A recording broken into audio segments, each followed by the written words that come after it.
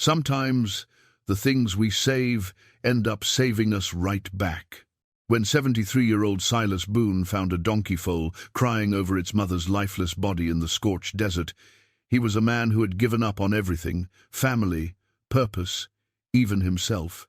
The old cowboy had been drifting toward the end, carrying wounds no doctor could heal, but that small creature, trembling and alone, refused to let him disappear. Silas named her Mercy, and what started as one act of compassion became something neither of them expected: a second chance at living. Together, they would walk a path that transformed a hollow man and a helpless animal into something the town had never seen. How does a broken cowboy and an orphaned foal teach an entire community what it means to start over? Before we jump back in, tell us where you're tuning in from, and if this story touches you, make sure you're subscribed, because tomorrow I've saved something extra special for you. The saddle had been with Silas Boone for 40 years. It sat now across the back of his mare, dusty, worn smooth in places where his weight had pressed leather against leather through thousands of miles. The pommel bore scratches from fence wire and brush, and the seat had molded itself to the shape of a man who had spent more of his life on horseback than off. The stirrups hung at exactly the right length, adjusted so many times over the decades that Silas no longer thought about them. They just fit. The leather smelled of sweat and dust and oil, a scent that meant work and purpose, and all the years he'd spent building a life. It was the one thing Silas refused to sell, even when he'd sold everything else.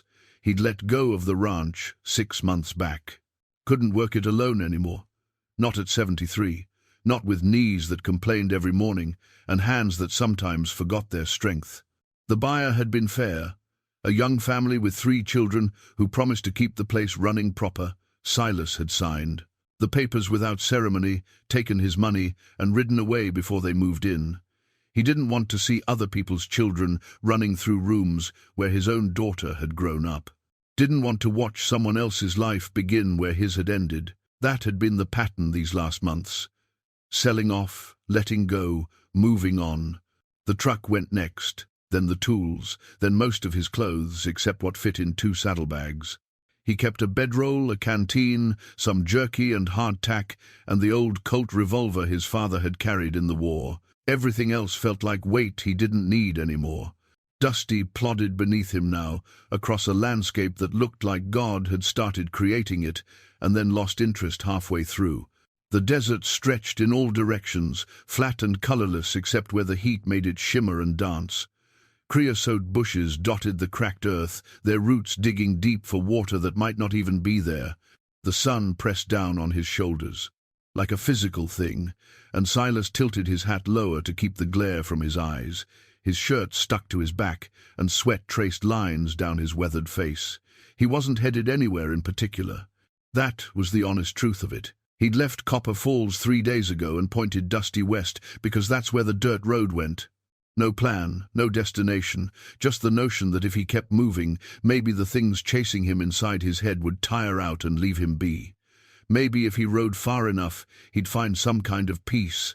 Or maybe he'd just ride until there was nothing left to ride toward. 5 years since Clara died. 5 years of waking up to an empty bed and cooking breakfast for one and talking to himself because there wasn't anyone else to talk to. People said time healed all wounds, but Silas figured those people hadn't lost the one person who made sense of their whole life. Time didn't heal anything. It just put distance between you and the last moment you felt whole. It just made the memories further away, harder to touch, until you started forgetting the sound of her voice or the exact way she smiled. Clara had been his balance. Where he was quiet, she filled the silence with stories and laughter that could light up a whole room. Where he saw problems, she saw possibilities and solutions he'd never have thought of on his own. She'd kept the books for the ranch, handled the phone calls with buyers, remembered birthdays and anniversaries, and went to plant the vegetables in the garden behind the house. She'd been the reason he got up in the morning and the reason he looked forward to coming home at night. Without her, the ranch had just been land and animals and work. Without her, everything had lost its color. The cancer took her in 6 months, started in her lungs, and spread like wildfire before anyone knew it was there. By the time the doctors in Albuquerque figured it out, there wasn't much they could do but make her comfortable and try to buy her a little more time. Silas sat beside her hospital bed for those last weeks, holding her hand and telling her about the ranch, about the foal that had been born that spring, about the fence line he'd finally finished on the north pasture. She smiled and nodded, but he could see her slipping away, piece by piece, day by day, until one morning she squeezed his hand one last time and didn't squeeze again. He'd buried her in the cemetery outside Copper Falls, next to the plot he'd already bought for himself years ago when they were planning for the future. The headstone was simple granite. Clara Jean Boone, beloved wife and mother. He visited every Sunday for the first year, then every month, then whenever he happened to be in town and could bear it. Not because he forgot her or loved her less, but because standing at that grave just reminded him she was gone, and he didn't need any reminding. The missing was with him every moment of every day.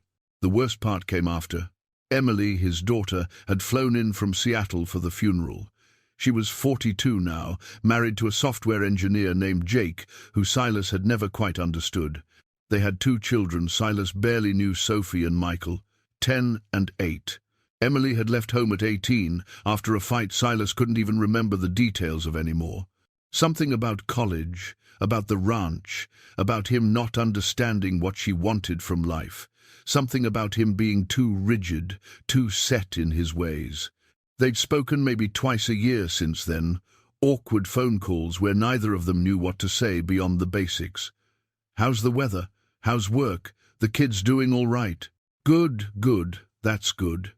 At Clara's funeral, Emily had tried to talk to him about moving to Seattle, about selling the ranch, about how he couldn't live alone at his age. She'd used words like practical and sensible and concerned. He'd listened, without saying much, nodding in the right places, then told her he'd think about it. But he never called her back, and she stopped calling him after a while. That was 2 years ago now. He figured she'd written him off as a stubborn old man who didn't want help, and maybe she was right. Maybe that's exactly what he was. The truth was, Silas didn't know what he wanted anymore. He just knew he couldn't stay in that house, couldn't keep waking up to reminders of a life that didn't exist anymore. Every room held memories. Every piece of furniture had a story. The kitchen table where they'd eaten breakfast together for 35 years. The rocking chair on the porch where Clara had sat in the evenings, watching the sunset and telling him about her day. The bed they'd shared, now too big and too empty, so he'd sold it all, packed what he could carry on Dusty, and started riding. Dusty's hooves crunched across the hardpan, steady and rhythmic like a heartbeat. She was a good horse, 17 years old and still strong, still willing. She'd been Clara's horse originally, a sorrel mare with a white blaze down her face and patient brown eyes that seemed to understand everything. Clara had named her Dusty because she kicked up clouds of dirt when she ran across the pasture. Now she carried Silas without complaint, her ears flicking forward and back as they crossed the empty land, listening to sounds he couldn't hear. The desert had its own kind of beauty if you looked for it. Silas had spent enough time out here over the years to appreciate the subtle colors, the purple shadows of distant mountains, the silver green of sage, the rusty red of rock formations carved by wind and time. The way the light turned everything golden just before sunset, painting the world in shades of amber and honey. But today, he wasn't looking for beauty. He was just trying to get through one more day without thinking too hard about what came next. He'd camped rough the last 2 nights, bedroll on the ground beneath stars, so thick they looked like someone had spilled salt across black velvet. The silence out here was absolute, broken only by the occasional coyote howl or the rustle of something small moving through the brush. Silas didn't mind the silence. He'd grown accustomed to it, even comfortable with it. Silence didn't ask questions or expect answers. It didn't look at you with pity or concern. It just was, and there was something peaceful in that. His thoughts drifted as Dusty walked, the way they always did when there was nothing to occupy his hands. He thought about the ranch, about the mornings when he'd wake before dawn and walk out to check the horses, his breath steaming in the cold air. He thought about Clara standing at the stove making pancakes, her hair still messy from sleep, humming some tune he never knew the name of. He thought about Emily as a little girl, sitting on the fence rail and watching him work, asking 100 questions he didn't always have good answers for. Where do clouds come from? Why do horses sleep standing up? What happens when people die? Where had it all gone? How did a life that felt so full end up feeling so empty? How did you go from having everything that mattered to having nothing but memories and regrets? The sun climbed higher and the heat pressed down harder. Silas took a pull from his canteen, the water warm and metallic tasting. He should have filled it at the last creek, but he'd been distracted, thinking about other things. There'd be water ahead somewhere. There always was, if you knew where to look and didn't mind riding a ways to find it. Around midday, when the heat was at its worst and the air shimmered like water, he spotted something in the distance. Dark shapes on the ground, too still to be alive. Buzzards circled overhead in their slow, patient spirals, black silhouettes against the white-hot sky. Silas's first instinct was to give it a wide berth. Death in the desert was common enough, and there was no profit in investigating every carcass. Nature had its way of dealing with things, and it wasn't pretty, but it was efficient. But something made him urge Dusty forward anyway. Maybe curiosity, maybe just the need to see something other than empty land, maybe something he couldn't name. The shapes grew larger as they approached, resolving into detail. 2 donkeys, he could see now, a mare and what looked like a foal. The mare was on her side, clearly dead for at least a day, judging by the condition. Wild donkeys weren't uncommon out here, descendants of animals that had wandered off from miners and homesteaders a century ago. They survived in small bands, tough and resourceful, living on scrub and whatever water they could find. But the desert didn't forgive weakness or bad luck. Silas was about to turn Dusty away when he heard it, a sound that cut through the stillness like a knife through paper. A bray, high-pitched and desperate and full of a grief so raw it stopped him cold. The kind of sound that reached past your defenses and grabbed hold of something deep inside. The foal stood on top of its mother's body, wobbling on stick-thin legs that looked like they might buckle any moment. It was tiny, couldn't have been more than a few days old, still fuzzy with birth hair that stuck out in all directions. Its ears were too large for its head, and its eyes were dark and wide with confusion and fear. It brayed again, the sound echoing across the flats, carrying for miles in the thin desert air. Then it lowered its head and nuzzled its mother's neck, trying to wake her, trying to make her move. Silas felt something crack open inside his chest, something that had been locked tight for 5 years. He sat in the saddle for a long moment, just watching. The foal didn't run. It just stood there on its dead mother, calling for her to wake up, to stand, to do something, anything. Its sides heaved with the effort, and Silas could see it trembling even from 20 feet away. How long had it been standing? There. How many hours or days had it cried for help that never came? He should ride on. That was the sensible thing, the practical thing. The foal wouldn't survive without its mother, not out here. It was too young, too weak. Nature would take its course in another day or two. He had nothing to offer it anyway. He was barely keeping himself going. Taking on a helpless animal made no sense at all. But he found himself dismounting anyway, his boots hitting the ground with a dull thud that sent up a small cloud of dust. Dusty stood still as he dropped the reins, ground-trained and patient as always. Silas walked forward slowly, hands visible and empty, speaking in a low voice, the way he'd always spoken to animals. "Easy now. Easy. I'm not going to hurt you. Just want to have a look." The foal watched him approach with those impossibly dark eyes, too big for its small face. It brayed again, softer this time, almost a question. "Are you here to help? Can you fix this?" Silas knelt a few feet away, ignoring the protest from his knees, and waited. Patience was something he'd learned over a lifetime of working with animals. You never rushed them. You let them come to you.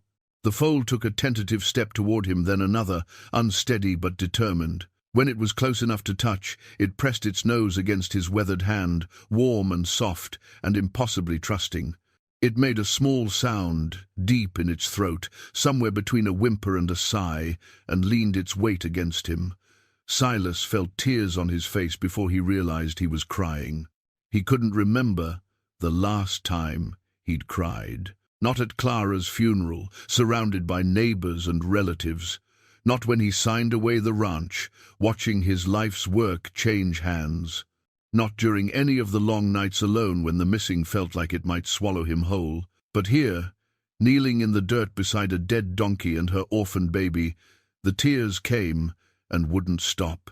He didn't know if he was crying for the foal, or for himself, or for Clara, or for everything he'd lost and everything he'd never have again. Maybe it didn't matter. Maybe it was all the same grief, just different faces. He just let it happen, one hand stroking the foal's neck while it leaned against him, both of them shaking, both of them alone in the vastness of the desert.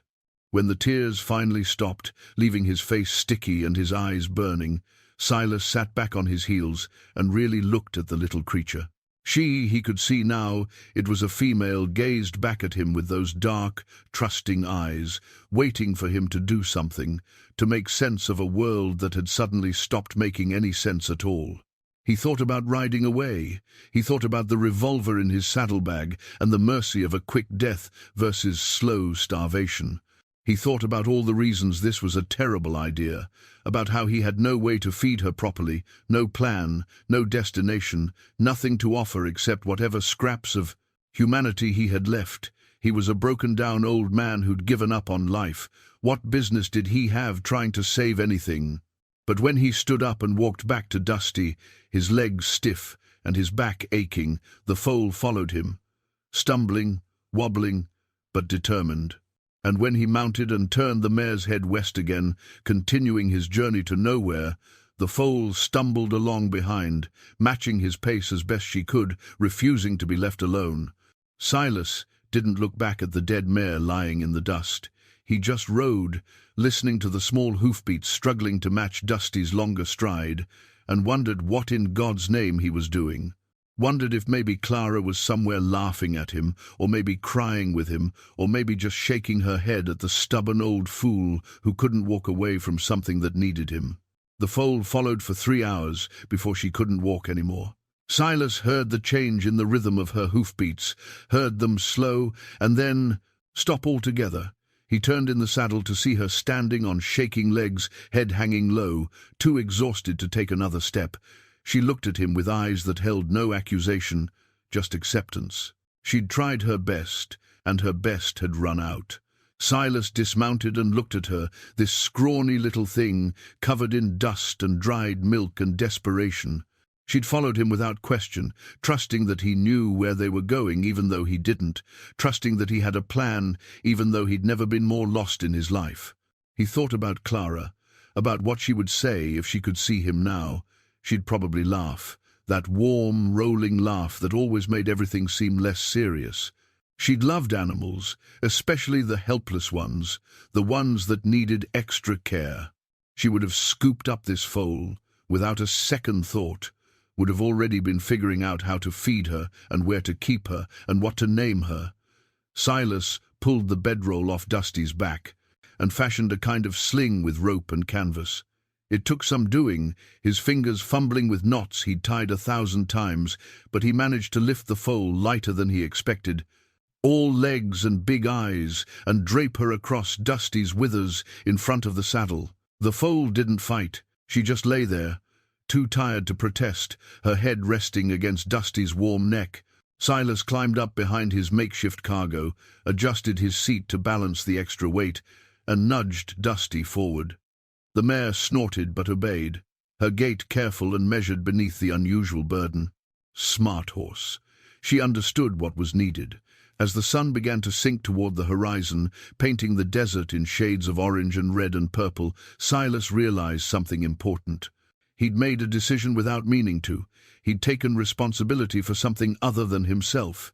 He'd chosen to try, even though trying might fail, even though caring meant risking more loss. The foal's breathing evened out as she fell asleep, exhausted beyond measure. Silas felt her small heartbeat against his leg, steady and strong despite everything she'd been through. For the first time in longer than he could remember, he wasn't alone. There was another living creature depending on him, needing him, trusting him to keep her alive. And for the first time in longer than he could remember, that didn't seem like such a terrible thing. It didn't fill the hole Clara had left nothing ever would, but it was something, a purpose. A reason to keep going, a small life that needed him to be stronger than he felt. The saddle beneath him creaked familiar and comfortable, worn to fit him perfectly after 40 years. Ahead, the desert stretched endless and empty. Behind, the past lay still and unchangeable. And here, in this moment, an old cowboy and an orphaned foal traveled together into an uncertain future, both of them wounded, both of them surviving, both of them taking one more step forward, because it was the only direction left to go. The first town Silas came to was called Redemption, which struck him as either the universe having a sense of humor or some kind of sign he wasn't ready to think about yet. It wasn't much of a town, a main street with maybe a dozen buildings, a gas station that looked like it had been standing since the Depression, and a general store with faded advertisements for motor oil and soda pop painted on the weathered wood siding. A few houses scattered beyond the main drag, their yards dusty and spare, with pickup trucks parked in driveways and dogs sleeping in whatever shade they could find. He rode in just after sunset, the foal still draped across Dusty's withers, both horse and rider exhausted. The foal had woken an hour back and tried to struggle free, panicked and confused, but Silas had held her steady and spoken low until she settled again, her small body trembling against his arm.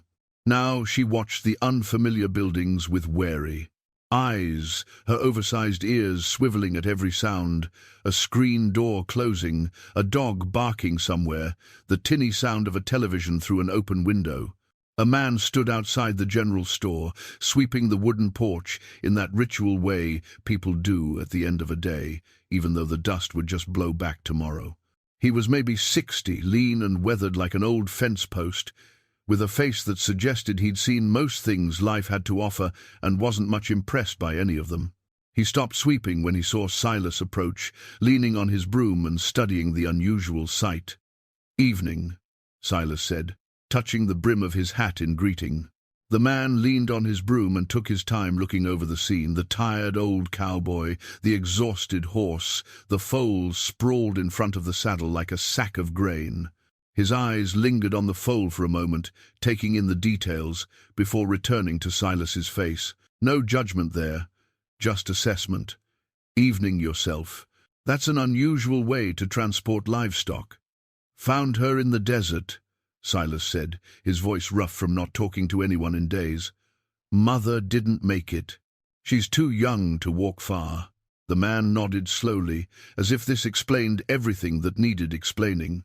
As if finding dying things in the desert and deciding to save them was a reasonable way to spend your time. "You planning to keep her?" It was a fair question, and Silas didn't have a good answer ready. The truth was, he hadn't thought that far ahead. He'd been focused on getting through the next hour, the next mile, keeping the foal alive from one moment to the next. "Haven't decided yet," he said finally. "Well, if you are, she's going to need milk.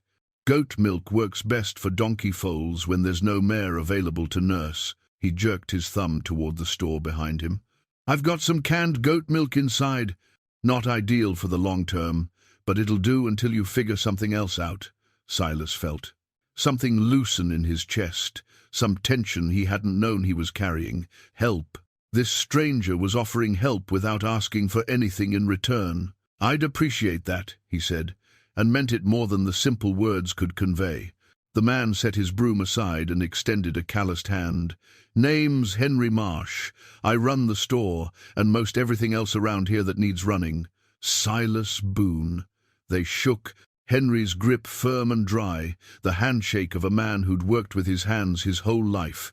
"Come on in. Let's see what we can do for your little friend there." Silas dismounted carefully, mindful of the foal's precarious position. When he lifted her down, she stood on wobbling legs for a moment before pressing close to his side, her nose pushing into his hip, seeking comfort and security. Together they followed Henry into the store, dusty ground tied outside where she could rest. The interior smelled of wood and dust and 100 things stored too long motor. Oil and leather goods and penny candy and who knew what else. Shelves lined the walls floor to ceiling, stocked with an eclectic mix of goods that suggested the store served people who lived far from anywhere else and needed a little bit of everything. Canned foods, hardware, clothing, veterinary supplies, fishing gear, ammunition. A wood stove sat cold and dark in one corner, waiting for winter.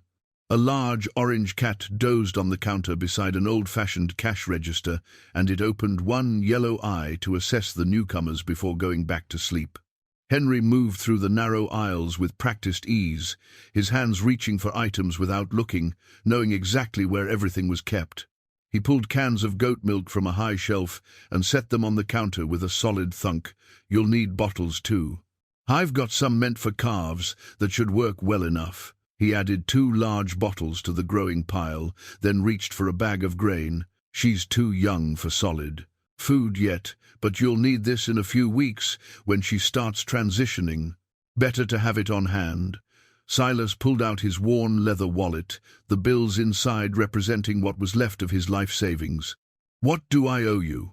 Henry waved him off with a gesture that said the matter was settled. "Pay me when you come back through. Right now, you'd better get some food into her before she gets any weaker. There's a stable behind the store, nothing fancy, but it's got a roof and fresh water. You're welcome to use it tonight. No charge.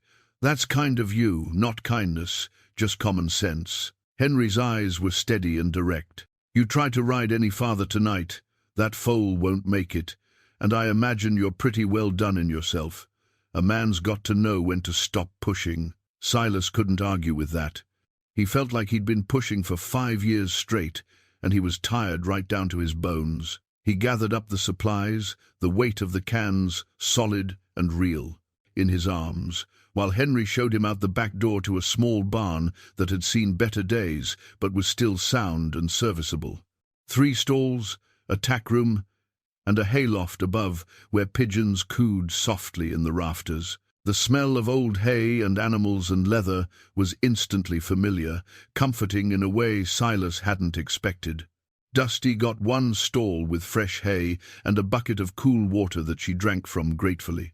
Silas set up his bedroll in another stall, and the foal stayed close the entire time, never more than a few feet away, her dark eyes tracking his every movement.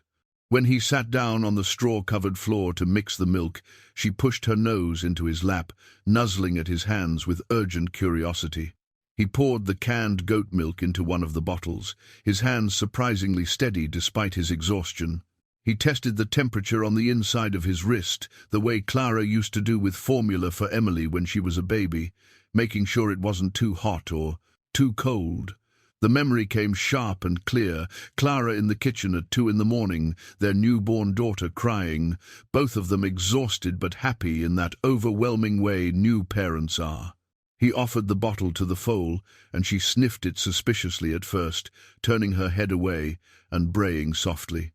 But hunger won out over caution, and she latched onto the nipple and began to drink like she'd been doing it her whole life. Milk dribbled down her chin and onto Silas's dusty jeans, but he didn't care. He just held the bottle steady and watched her drink, feeling something warm and unfamiliar settling in his chest. Something he hadn't felt in so long he'd almost forgotten what it was. Purpose, maybe. Or responsibility. Or just the simple satisfaction of meeting a need. When she finished the first bottle, she butted her head against his shoulder, asking for more with the direct honesty of a young creature who knows only hunger and fullness, comfort and discomfort. He gave her a second bottle, then a third, until her belly was round and tight like a drum.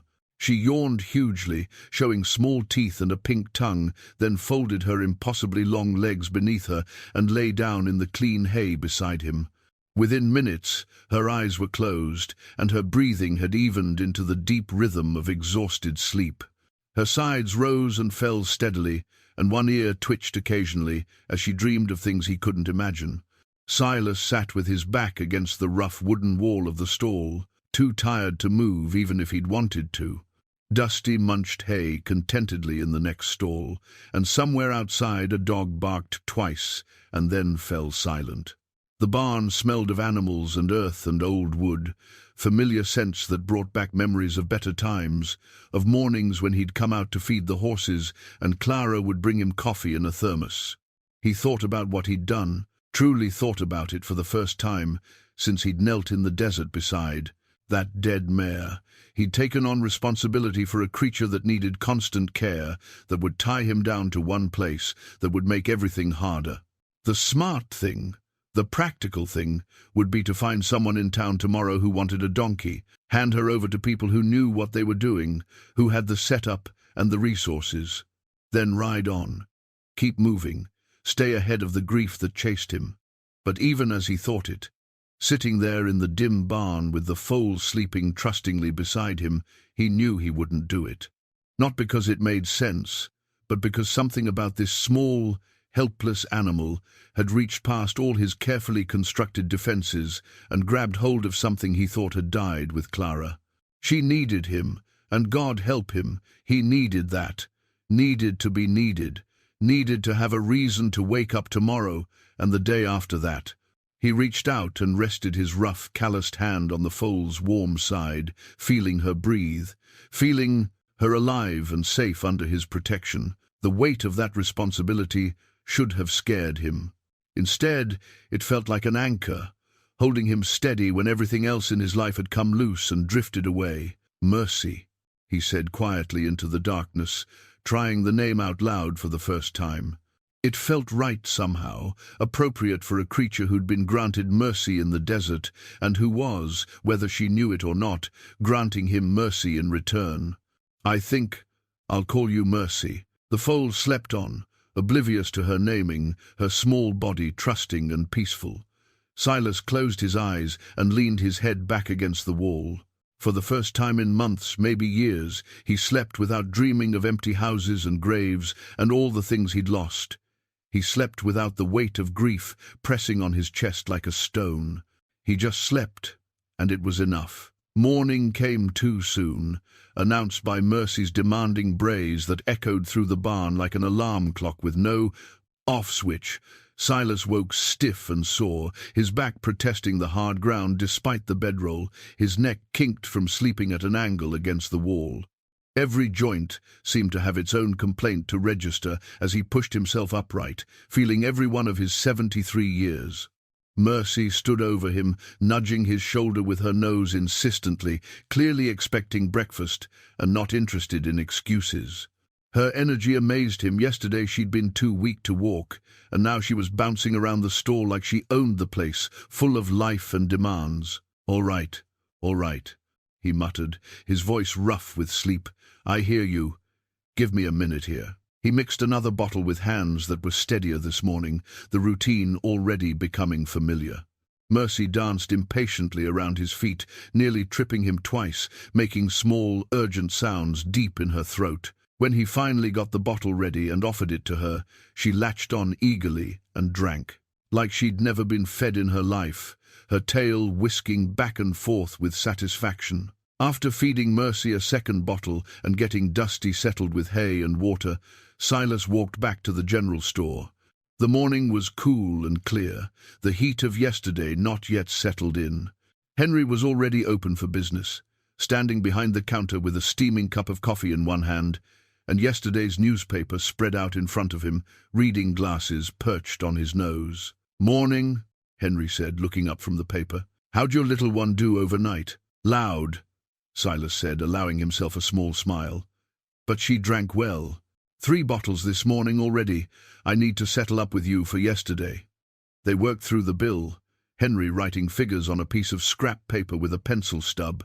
Silas paid in cash from the roll he kept in his saddlebag, bills that represented the sale of everything he'd owned. Henry counted out change with meticulous care and handed it back. "You really planning to keep her?" Henry asked, the same question as last night but with different weight behind it now.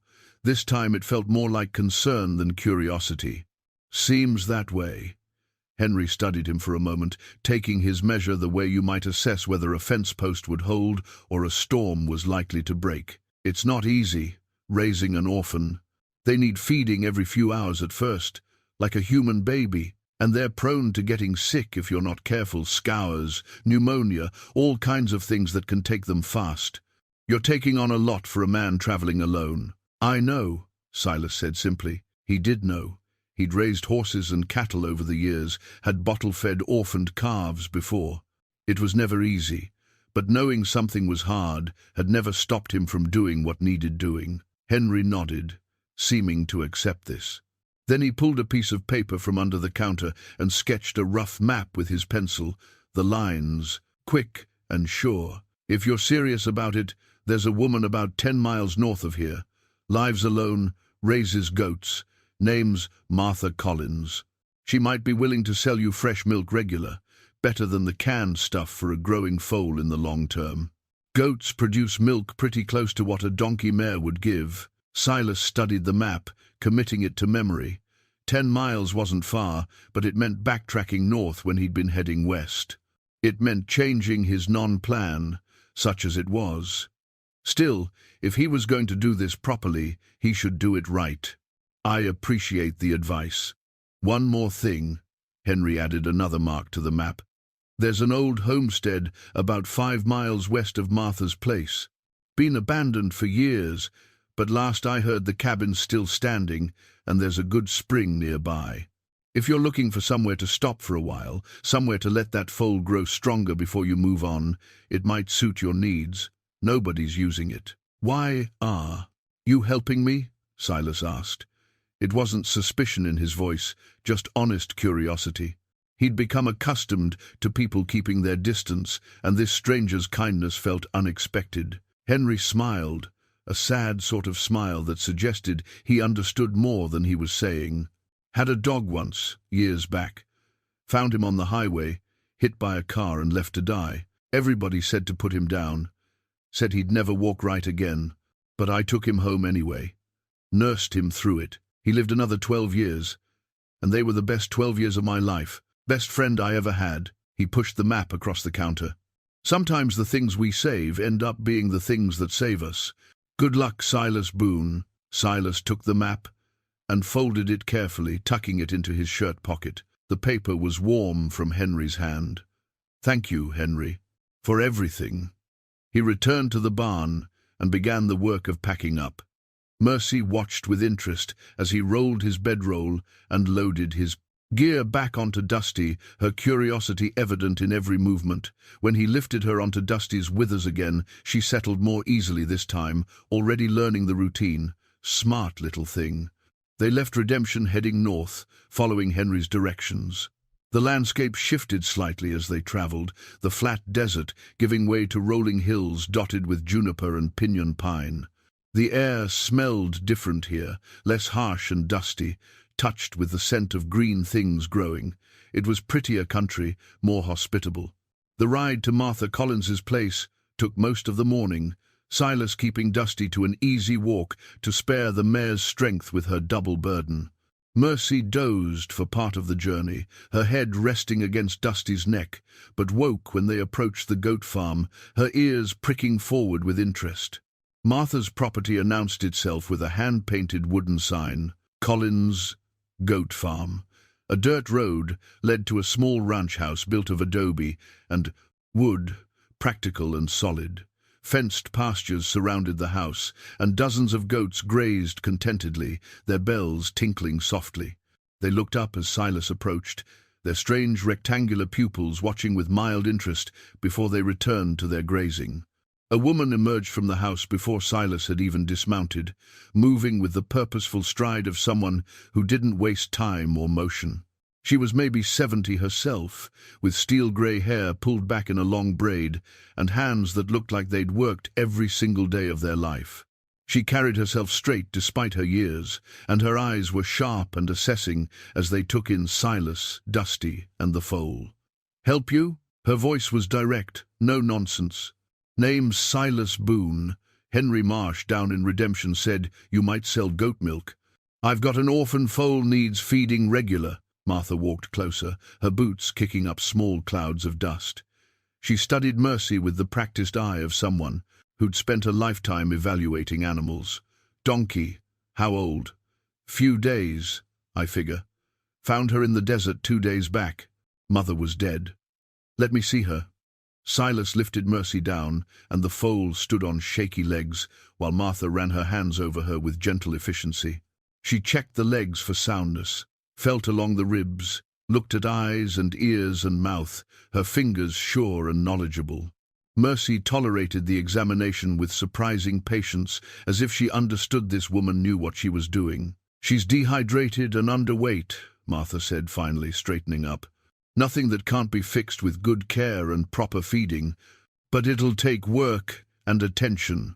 She fixed Silas with a look that was probably meant to be stern, but held a hint of something softer underneath. "You know what you're doing?" "Learning as I go," Silas admitted. There was no point in pretending otherwise. That got him a sharp look, but Martha's expression softened slightly, approval showing in the corners of her eyes. "At least you're honest about it. Most men would pretend they know everything." She nodded once. Decision made. "All right, I'll sell you milk. Fresh is better than canned for a growing foal. You'll need to come by twice a day, at first morning and evening. $2 per gallon, and that's fair." "More than fair," Silas agreed. "There's more to it than just buying milk," Martha continued. "I want to see this foal every time you come by. I'll check her progress, make sure you're not killing her with kindness or ignorance. I'll teach you what you need to know, but you have to be willing to listen and learn. Deal?" Silas extended his hand without hesitation. "Deal." They shook on it, her grip as firm as any man's, and Martha disappeared into the house. She returned a few minutes later with 2 glass jugs of fresh milk, still warm, and a stack of proper bottles meant for small animals. "These will work better than those calf bottles. Henry gave you the nipples of the right size for her mouth. And here," she handed him a worn paperback book, its cover creased and pages dog-eared from use. "This is about raising orphan livestock. Read it, follow it, don't improvise unless you know what you're doing." Silas took the book, genuinely touched by the gesture. The title read, "The Orphan Animal Handbook," and looked like it had been well used and well loved. "Thank you, ma'am. I'll take good care of it." "Don't thank me yet. You're about to learn that babies of any species are exhausting, no matter how cute they are." But there was something approving in her eyes as she watched him carefully secure the milk jugs and load Mercy back onto Dusty. "Come back tomorrow morning. We'll see how she's doing." Silas tipped his hat to her and turned Dusty west, following Henry's map toward the abandoned homestead. Mercy settled against the mare's neck, content and fed, and Silas felt something he hadn't felt in a very long time. Not happiness exactly, but something close to it. Purpose, direction, the sense that he was moving toward something instead of just away from everything. The bottles clinked softly in his saddlebag as they rode, a gentle reminder of the responsibility he'd taken on and the commitment he'd made. 3 times a day, every day, that foal would need feeding. No days off, no breaks, no room for forgetting or putting it off. It was a lot for a man his age, a man who'd been planning to just fade away quietly. But as Mercy brayed softly and pressed closer to Dusty's warmth, Silas found he didn't mind the burden at all. Following Henry's map, Silas found the abandoned homestead just before noon, when the sun was high and hot. It sat in a small valley sheltered by gentle hills, covered in scrub and pinyon pine, a single-room cabin of weathered logs beside a creek that ran clear and cold over smooth stones. The roof sagged in a few places but was mostly intact, and the stone chimney still stood. Straight and true, mortar crumbling in places, but the structure sound. Behind the cabin, the remains of a corral fence suggested someone had once kept animals here, living the same kind of life Silas had lived before everything fell apart. Silas dismounted and stood for a moment, just looking.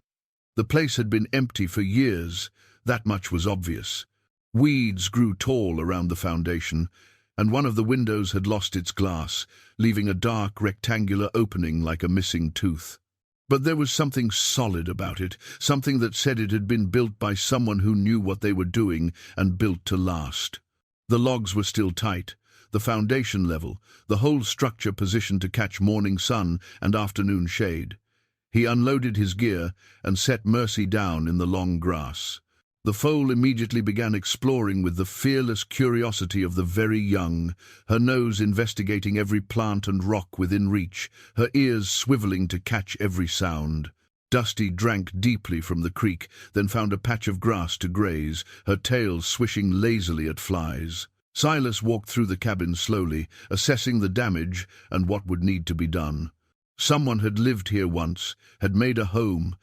There were still remnants of that life, a rusted cook stove in one corner, a rough wooden table missing one leg, a chair with 3 good legs and 1 broken. A few mason jars lined a shelf, dusty and empty. The floor was packed earth, worn smooth by years of feet walking the same paths. Sunlight streamed through the broken window and the holes in the roof, making patterns on the floor. It wasn't much, but it had water, shelter, and enough flat ground for a temporary camp. More importantly, it felt quiet in a way that settled something inside Silas's chest, something that had been tight and anxious for longer than he cared to think about.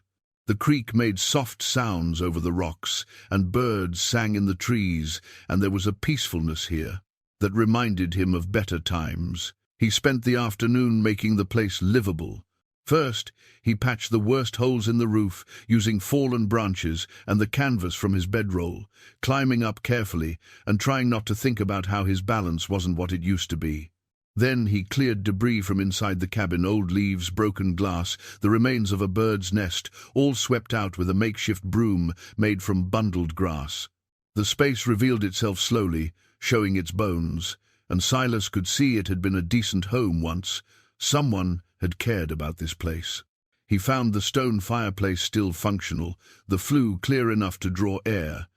He'd be able to cook here, to keep warm when the desert nights turned cold. The thought of staying that long through temperature changes and seasons surprised him. He'd been thinking in terms of days, maybe a week or 2. But now, looking at what could be done with a little work, he found himself thinking further ahead. Behind the cabin, he discovered the old corral fence in better shape than he'd first thought.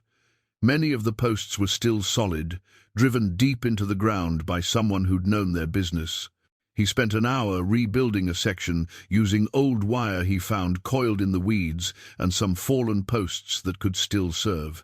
It wouldn't hold a determined horse, but it would keep Mercy from wandering off at night, and that's what mattered. By evening, he had something resembling a camp. The cabin was clean and dry, the worst roof holes patched. The corral would keep Mercy safe. There was water from the creek and grazing for Dusty. It was more than he'd had in months, more than a bedroll under the stars, more than constant moving with no place to rest. That night, he fed Mercy her bottles by the light of a small fire outside the cabin, watching her drink greedily. She'd already grown comfortable with the routine, knew the sound of milk being poured into the bottle, came running when she heard it. When she finished, she curled up in the hay he'd spread in one corner of the rebuilt corral, her sides rising and falling with deep, contented breaths. Silas sat by the fire with Martha's book open on his lap, reading by the flickering light. The book was practical and thorough, covering everything from feeding schedules to common illnesses, to how much exercise a growing foal needed at different stages. He read about scours and colic and respiratory infections, about hoof care and dental development and socialization needs. The author wrote in clear, direct language that assumed the reader was intelligent but might not know much about livestock. It was exactly what Silas needed. He read late into the night, his mind soaking up information the way the dry ground soaked up water.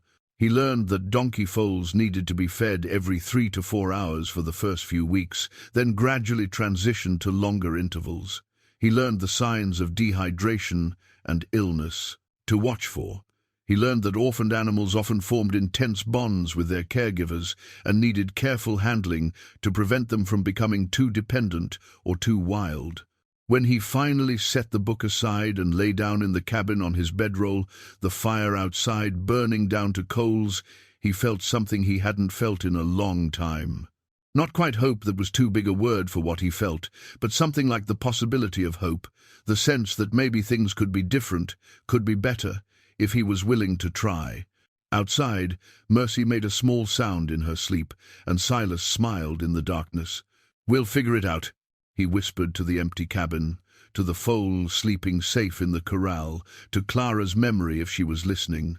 "One day at a time. That's all we can do." The next morning came with birdsong and the sound of the creek and Mercy's insistent braying demanding breakfast. Silas woke feeling more rested than he had in months, despite the hard floor. He fed Mercy, then rode to Martha's place for fresh milk, leaving the foals safe in the corral where she couldn't follow. Martha was waiting when he arrived, and she checked Mercy over with careful attention during his evening visit, running her hands along the foal's sides, checking her eyes and gums, watching how she moved. "She's gaining weight already. That's good, but you need to let her move more during the day. Don't keep her penned all the time. She needs exercise to develop properly, needs to explore and play." "Yes, ma'am. I'll remember that. And her hooves will need attention soon. Come by tomorrow, and I'll show you how to trim them. It's not hard, but you have to do it right, or you can cause problems." Silas listened and learned, grateful for her knowledge and her willingness to share it. Each day she taught him something new: how to check for fever, how to encourage a reluctant feeder, what plants were safe for donkeys to eat, and which ones were poisonous. She was gruff and direct, never wasting words. But underneath the tough exterior, he could sense genuine care for animals and grudging approval of his efforts. The days fell into a rhythm. Silas woke before dawn to feed Mercy, then rode to Martha's for fresh milk, while the foal stayed in the corral. He spent the middle of the day working on the homestead, fixing things that were broken, building things that were needed, making the place more livable. Every 3 to 4 hours he stopped whatever he was doing to feed Mercy, and she came running at the sound of the bottle being prepared, her enthusiasm never wavering. In the evenings, after the last feeding, he sat by the fire and read Martha's book, or just watched the stars appear one by one. Mercy often lay beside him during these quiet hours, her head resting on his knee, content to be close. Dusty grazed nearby, and the creek whispered its endless song, and Silas felt something he'd almost forgotten existed: peace. Not the peace of giving up, but the peace of finding a place to rest. The cabin became more than just shelter. It became a project, a purpose, a reason to think about tomorrow. Silas repaired the broken window using glass he scavenged from an old truck frame he found in a gully. He fixed the table and chair, making them sturdy again. He cleared brush from around the spring that fed the creek and dug a proper channel to direct water where it was needed. He rebuilt the corral fence to be stronger and safer, working slowly and carefully, taking satisfaction in work well done. He discovered that raising Mercy required constant attention. She needed feeding every 4 hours, cleaning up after, monitoring for signs of illness, and enough interaction to keep her from becoming stressed or lonely. It was exhausting work, especially for a man his age whose body protested every morning when he got up, but he found himself grateful for it. The routine gave structure to his days, and Mercy's presence filled the silence he'd grown too accustomed to. The foal grew quickly, her legs lengthening, her fuzzy baby coat giving way to sleeker hair. Her personality emerged too. She was curious and bold and stubborn in that particular way. Donkeys have, refusing to be pushed, but willing to follow if you asked nicely. She followed Silas everywhere he went, braying indignantly if he tried to leave her behind, even for a moment. When he sat by the fire at night, she lay beside him, and when he worked during the day, she watched with interest or found her own entertainment chasing butterflies and investigating interesting smells. 3 weeks after finding Mercy, Martha handed him the milk jugs and said, "She's doing well, better than I expected, to be honest. Thanks." I think that wasn't a compliment. It was an observation, but there was warmth in her voice that hadn't been there in the beginning. "She'll need to start on solid food soon. Bring her by tomorrow, and I'll show you how to introduce it without making her sick. Donkeys have sensitive digestive systems, and you have to transition them carefully." Silas nodded, filing away this information with everything else he'd learned. His head was full of knowledge about donkeys now, things he'd never thought he'd need to know, but that had become essential to keeping Mercy alive and healthy. As he rode back to the homestead that evening, milk jugs secured behind his saddle and Mercy trotting alongside Dusty with growing confidence, Silas realized something important. He'd been at the homestead for 3 weeks. 3 weeks in one place, the longest he'd stayed anywhere since leaving his ranch. He'd been so focused on Mercy and the daily routines that he hadn't thought about moving on, about drifting west, about any of the vague plans he'd had when he first started riding. The homestead had become home without him noticing. The cabin was comfortable now, warm and dry, with a good fireplace and his few possessions arranged on the shelves. The corral kept Mercy safe at night.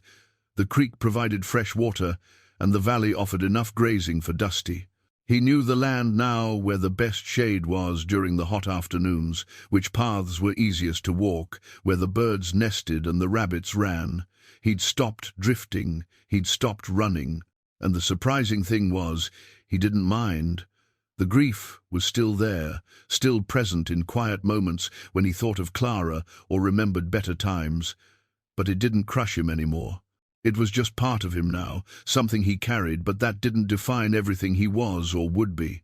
That night, sitting by the fire with Mercy dozing against his leg and the stars bright overhead, Silas pulled out paper and a pencil he'd bought from Henry's store. The paper was rough and cheap, and the pencil needed sharpening, but it would do. He sat for a long time trying to figure out what to say, how to bridge 5 years of silence and pain. Finally, he started. Writing. "Dear Emily, I know it's been a long time since we've talked. Too long, I'm sorry for that. After your mother died, I didn't handle things well. I shut down. Shut everyone out, including you. Especially you. That wasn't fair. And I'm sorry. I've been traveling for the last 6 months, trying to figure some things out. Trying to figure out how to live in a world where your mother isn't here anymore. I sold the ranch and most everything else, packed what I could carry, and just started riding. I don't know what I was looking for. Maybe just a way to keep moving so I didn't have to think too much. But something happened that changed things. I found a donkey foal in the desert, orphaned and dying beside her dead mother. I should have left her there. That would have been the practical thing, the sensible thing, but I couldn't do it. So I took her with me, and now I'm raising her. Her name is Mercy, and she's taught me something I'd forgotten, that caring about something is worth the risk of losing it. I'm staying at an old homestead outside a small town called Redemption. I've fixed the place up some, made it livable. There's a good creek and decent grazing, and the people here have been kind in that quiet way country folks are. I don't know how long I'll stay, but for now it feels right. For now, I'm not running anymore. I wanted you to know I'm okay. More than okay, really. I'm starting to feel like myself again, like the man I was before grief took over everything. And I wanted you to know I think about you and Jake and the kids. I've missed so much of their lives, and that's my fault. I wasn't strong enough to be part of things when your mother died, and by the time I could breathe again, too much time had passed. I know I haven't been much of a father these last years. I know I let you down when you needed me most. But if you're willing, I'd like to try to do better. I'd like to hear about your life, about Sophie and Michael, about what's happening in Seattle. You don't have to write back if you don't want to. I'd understand that. But I hope you will. If you want to write, you can send letters to Henry Marsh's general store in Redemption. He'll hold them for me. The address is at the bottom of this page. I'm learning something from Mercy, that it's never too late to start over, to care about something again, to try even when you're not sure how it'll turn out. Maybe it's not too late for us either. I love you, Emily. I should have said that more often when you were growing up, should have said it after your mother died. But I'm saying it now, and I mean it with everything I have. Your father, Silas. He read the letter over 3 times by firelight, nearly threw it away twice, then sealed it in an envelope before he could change his mind again. His handwriting was shaky and unpracticed. He hadn't written more than a signature in years, but it would have to do. The words were what mattered, not how they looked on the page. The next morning, after feeding Mercy and checking on Dusty, he rode into Redemption. It was early enough that the main street was still quiet, just a few people moving about their business. He found Henry sweeping the porch of his store again, that same ritual he performed every morning, whether it needed doing or not. "Morning, Silas. How's that foal of yours? Growing like a weed, eating me out of house and home." Silas pulled the letter from his pocket. "I need to mail this. Would you know the postage to Seattle?" Henry took the envelope and examined the address, then looked up at Silas with something soft in his eyes. "Understanding, maybe, or approval? I'll take care of it. Should get there in a few days." "I appreciate that." Silas counted out coins for the postage. "Good for you," Henry said quietly, not asking questions but making it clear he knew this was important. He set the letter aside where it wouldn't get lost. "Mail goes out this afternoon. She'll have it by week's end." Silas nodded, feeling lighter somehow. He'd done something hard, reached out across years of silence and pain. Now all he could do was wait and see if Emily reached back. He stopped at the diner on his way out of town, drawn by the smell of coffee and bacon. The place was small and clean, with a counter and a handful of tables, photographs of old Redemption on the walls. A woman with grey hair, pulled into a neat bun, looked up from wiping down the counter. "You must be Silas. Henry told me about you and your donkey. I'm Dorothy Grant." Her smile was warm and genuine. "Sit anywhere you like. Coffee? Please." She brought him coffee in a thick ceramic mug and took his order: eggs, bacon, toast. While she cooked, she talked about the town, about Henry, about the people who lived here. Her granddaughter Lily was 8, and animal crazy apparently. Would love to meet Mercy sometime if Silas didn't mind. She's welcome to visit. Silas found himself saying, "The foal could use the attention, and I could use the company." Dorothy's smile widened. "I'll tell her. She'll be over the moon." The food, when it came, was simple and good, cooked the way his mother used to cook, with care and without fuss. Silas ate slowly, savoring each bite. He hadn't realized how much he'd missed sitting in a diner, being around people, having someone to talk to, even about nothing in particular. When he tried to pay, Dorothy waved him off. "First meal's on the house. You come back, though. You pay like everyone else." "That's kind of you." "Not kind. Just how we do things here. You're part of the community now, whether you planned on it or not." Silas left feeling something he hadn't felt in years, connected.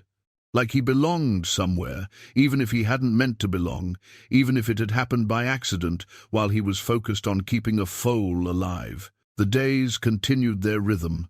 Mercy grew stronger and more confident, her personality emerging in ways that delighted and exasperated Silas in equal measure. She developed opinions about everything: what food she preferred, which paths she liked to walk, where she wanted to sleep.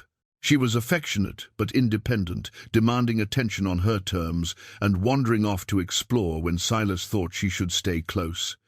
She also developed a fondness for mischief. She learned how to open the corral gate with her nose, figured out the simple latch mechanism through trial and error.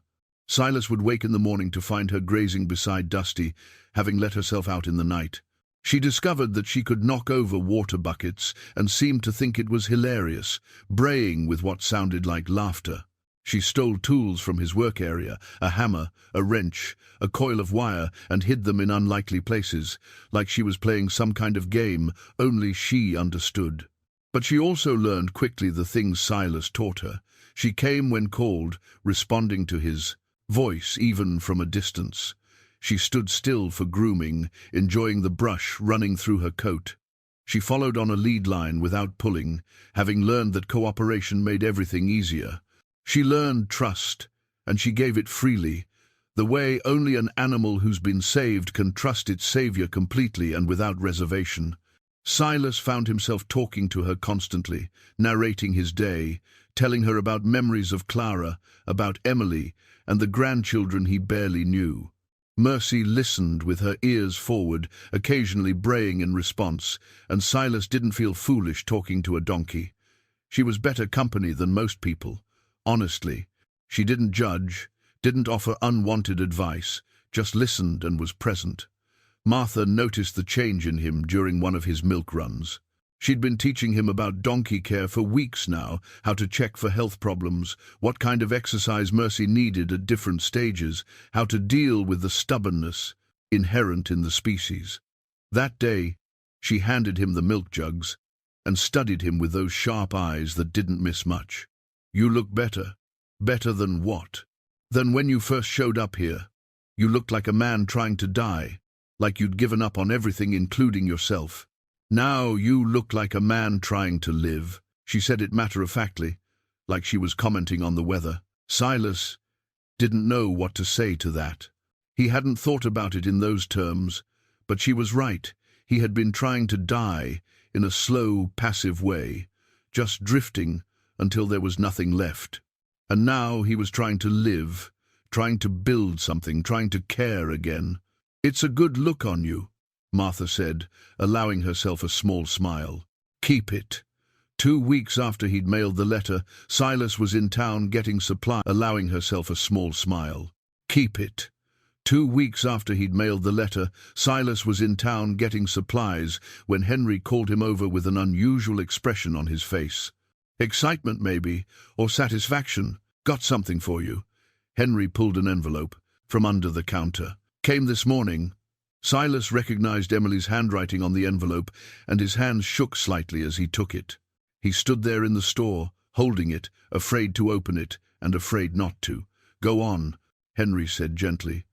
"Whatever it says, it's better to know." Silas opened the envelope carefully, pulled out 2 sheets of paper covered in Emily's neat handwriting. His eyes blurred as he read, and he had to wipe them to keep reading. "Dad, I got your letter. I've read it about a dozen times, and I'm still not sure what to say. I'm glad you wrote. I'm glad you're okay. To be honest, I wasn't sure you were. When you stopped answering my calls after Mom died, when you sold everything and disappeared, I thought maybe you decided you were done with everything, including me. I'm sorry. I know I left home angry and didn't come back much. I know Mum was always the bridge between us, and when she was gone, we didn't know how to talk to each other anymore. I should have tried harder, should have pushed more, should have refused to let you disappear, but I didn't know how to help someone who didn't want to be helped. A donkey named Mercy. Mom would have loved that. She always said you had a soft heart under all that cowboy gruffness, even when you couldn't show it or didn't know how to. She said you felt things deeper than most people, you just didn't have the words for it. Jake and I are doing well. The kids are good. Sophie is 10 now, and Michael is 8. They ask about their grandpa sometimes, and I never know what to tell them. That you're out there somewhere, living your life. That you and I don't know how to be a family anymore.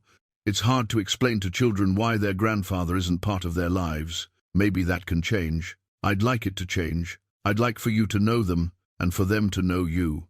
I'd like for us to figure out how to talk to each other without Mom there to translate. I'm sending you some photos of the kids.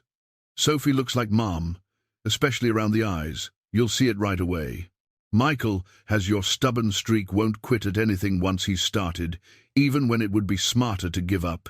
He gets that from you. I don't know what else to say except I miss you, and I'm glad you wrote. Write back if you want. Tell me about Mercy. Tell me about this town and the people you've met. Tell me about what you're doing and thinking. Tell me something, anything. Let's try to be a family again, even if we don't know exactly how. Love, Emily. 2 photographs fluttered to the counter. Silas picked them up with trembling hands. Sophie stood in front of a school, backpack on her shoulders, smiling at the camera. She did have Clara's eyes, that same warmth and intelligence. Michael was caught mid-motion on a soccer field, all energy and determination, his face set in concentration. His grandchildren, growing up without him, becoming people he didn't know.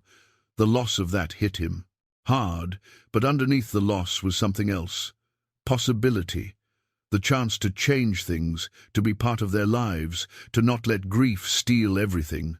He read Emily's letter 3 more times, standing there in Henry's store, and by the 3rd time he had to wipe his eyes with the back of his hand because he couldn't see the words through his tears. Henry busied himself with inventory, arranging cans on shelves that didn't need arranging, giving Silas privacy without leaving him alone. It was a kindness Silas wouldn't forget. When he could speak again, Silas folded the letter carefully and tucked it into his shirt pocket with the photographs. "I need to write her back. Can I get paper and stamps? Take what you need." "No charge." Henry's voice was gentle. "Some things are more important than money." That night, after Mercy was fed and settled and the fire burned low, Silas sat at the table in the cabin and wrote by lantern light. The words came easier this time, flowing onto the paper like water, finding its path downhill. "Emily, your letter meant more than I can put into words. Thank you for writing back. Thank you for giving me another chance. You're right that your mother was the bridge between us. I relied on her to translate my feelings because I never learned how to do it myself. Growing up the way I did, you didn't talk about feelings much. You just worked hard and hoped people understood what you couldn't say. But that's not fair to you. And it wasn't fair to your mother either. She deserved better, and so do you. I'm sorry for shutting you out after she died. I was drowning, and I didn't know how to ask for help or how to accept it when it was offered. I thought the only way through was to keep moving, but all I did was run in circles, getting nowhere. I was lost, Emily, and I didn't know how to find my way back. Mercy is doing well. She's 5 months old now and thinks she's queen of the world. She's stubborn and curious and demands attention every waking moment. She's learned how to open the corral gate and lets herself out whenever she wants. She steals my tools and hides them like it's a game.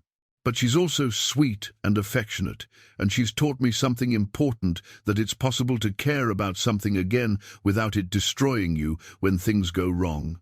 Your mother would have adored her. She would have been out here every day with apples and carrots, spoiling her rotten. She would have made me build a better shelter and probably would have sewn some kind of blanket for cold nights. She always knew how to take care of things, including me. I'm living at an old homestead outside a town called Redemption. The name still makes me smile. Of all the places to end up, right? The cabin's small but comfortable. I've fixed it up, made it solid. There's a good creek and grazing for my horse, Dusty. The people here have been kind. Henry, who runs the store, Martha, who sells me milk for Mercy, Dorothy, who runs the beast diner. They've made me feel welcome without pushing, and that's meant more than they probably know. I look at Sophie and Michael's photos every day.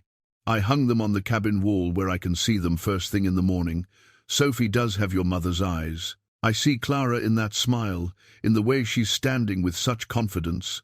And Michael, yes, he's got my stubbornness. I hope that serves him better than it served me sometimes. Stubbornness can be strength or it can be foolishness, depending on when you use it. I'd like to hear more about them. What are they interested in? What makes them laugh? What are their favorite subjects in school? I know I haven't been part of their lives, and that's my fault. But I'd like to change that if you'll let me. I'd like to be a grandfather to them, even if I'm starting late. I'm learning something important out here. I'm learning that it's never too late to start over, to care about something again, to try even when you're not sure how things will turn out. Maybe it's not too late for us either. Maybe we can build something new, something that honors your mother's memory but doesn't live entirely in her shadow. Write when you can. Tell me about your life, about Jake, about the kids. I want to know everything, the big stuff and the small stuff, the exciting things and the ordinary days. I want to catch up on the years I missed, and I want to be part of what comes next. I love you, Emily. I should have said it more when you were young, should have shown it better. But I'm saying it now, and I'll keep saying it as long as you'll let me. Your dad, He sealed the letter and set it aside to mail in the morning. Then he sat at the table, looking at the photographs in the lantern light. Sophie with Clara's eyes, Michael with his stubbornness, his grandchildren, growing up, becoming themselves. He'd missed so much already, first words, first days of school, birthday parties, Christmas mornings. But maybe he could be there for what came next. Maybe it wasn't too late. The photographs went up on the cabin wall, secured with small nails. He positioned them where he'd see them every morning when he woke up, a reminder of what he'd almost lost and what he was working to regain. Mercy continued to thrive. By her 6th week, she was eating grain mixed with hay, drinking less milk, her diet transitioning the way Martha had taught him. She followed Dusty around like the mare was her real mother, and Dusty tolerated it with patient resignation, occasionally nuzzling the foal's neck when Mercy pressed close, seeking comfort or warmth. Silas introduced Mercy to a proper halter, teaching her to lead with the same patience he'd used for decades with horses. She fought it at first, pulling back and shaking her head, protesting this new constraint on her freedom. But Silas persisted without forcing, rewarding the smallest cooperation, never losing his temper or his patience. Eventually she accepted it, learned that the halter meant walks and exploration, meant going places with Silas rather than being left behind. They walked together around the homestead every evening after the heat broke, Mercy prancing and exploring while Silas let her set the pace. She investigated everything, new plants, interesting rocks, bird nests in low bushes, the play of light on water. Her curiosity was boundless, and Silas found himself seeing the world through her eyes, noticing details he'd long stopped paying attention to. The way juniper berries changed color as they ripened. The pattern of tracks in the dust showing what animals came to the creek at night. The particular quality of light just before sunset that made everything glow. The work on the cabin and corral expanded beyond simple repairs. Silas found himself building a proper shelter for Dusty and Mercy, with a roof that would keep off rain and walls to block winter wind. He didn't plan it consciously, it just happened, one board at a time. Because the animals needed it, and he had the skills and the time. Each piece of lumber he placed felt like a commitment to staying, to building something that would last beyond tomorrow or next week. He fell into a routine of visiting town once a week for supplies. The faces became more than just familiar, they became friends, or something close to it. Henry always had time to talk, whether about the weather or politics or just the small happenings of a small town. Dorothy served him pie with his coffee and shared stories about her granddaughter Lily. The postmaster learned to save Emily's letters for him, handing them over with a knowing smile. The old men who sat on benches outside the barber shop nodded greetings and made room when he passed. It was strange, feeling like he belonged somewhere again. Strange but not unwelcome. He'd spent so long on the outside of things, watching other people's lives from a distance, that being included felt foreign. But he found himself accepting it, even welcoming it, letting these people into his life in small ways. The letters with Emily became regular, arriving every week or two. She wrote about her work as a school counselor, helping teenagers navigate problems that seemed enormous to them. She wrote about Jake's projects. He designed software for medical devices, something Silas didn't entirely understand but could appreciate the importance of. She wrote about Sophie's love of reading, how she went through books like Silas went through coffee. She wrote about Michael's determination to make the soccer team, practicing every day after school until it was too dark to see the ball. She sent more photos too, and Silas pinned them to the cabin wall beside the first ones. Sophie at a piano recital, her expression serious and focused. Michael covered in mud after a game, grinning like he'd won the World Cup. Emily and Jake together, older now but still clearly in love.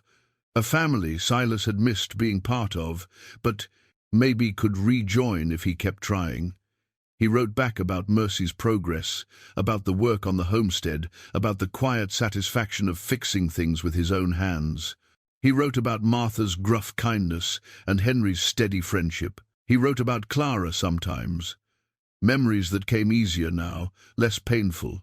Emily responded with her own memories, and slowly they built a bridge across the years of silence, plank by plank, word by word. In one letter, Emily wrote something that stopped him cold. The kids want to visit. Sophie keeps asking about Mercy, and Michael wants to learn to ride. Would that be okay? Maybe in the spring when school's out? Silas read that paragraph 5 times, his heart racing. The idea of them coming here, seeing what he'd built, meeting Mercy, spending time together, it felt enormous and terrifying and wonderful all at once. He could show them the homestead, teach Michael to ride Dusty, let Sophie help care for Mercy. They could sit by the fire in the evenings and talk, really talk, building relationships that should have been built years ago. He wrote back immediately, "I'd like that very much. More than I can say. Spring would be perfect. The desert blooms then, and it's beautiful. Come stay as long as you want. We'll have plenty of room, and Mercy will love having visitors." After he sealed that letter, he sat for a long time just looking at the photographs on his wall. His daughter, his son-in-law, his grandchildren. Coming here, to see him, to spend time with him. The possibility filled him with something he'd almost forgotten: anticipation, hope, the sense that good things might still happen if he was patient and kept trying. That night, he fed Mercy her evening bottle and told her, "You're going to have visitors in the spring, kids who'll spoil you rotten and probably teach you bad habits. What do you think about that?" Mercy brayed enthusiastically, as if she understood and approved, and Silas laughed. The sound surprised him again, laughter coming easier now, more natural, like a skill he was relearning after years of disuse. Outside, the stars came out one by one, and the creek sang its patient song, and Silas sat with Mercy beside him, feeling something he'd thought was lost forever. Contentment. Not happiness exactly, that seemed too much to ask, too bright a word for a life that still held grief and regrets. But contentment, peace, the sense that things were moving in the right direction, that he was building toward something instead of just drifting away from everything. The photographs watched from the cabin wall, and Silas made them a silent promise. He would be there when Emily and her family came. He would be present, engaged, the grandfather these children deserved.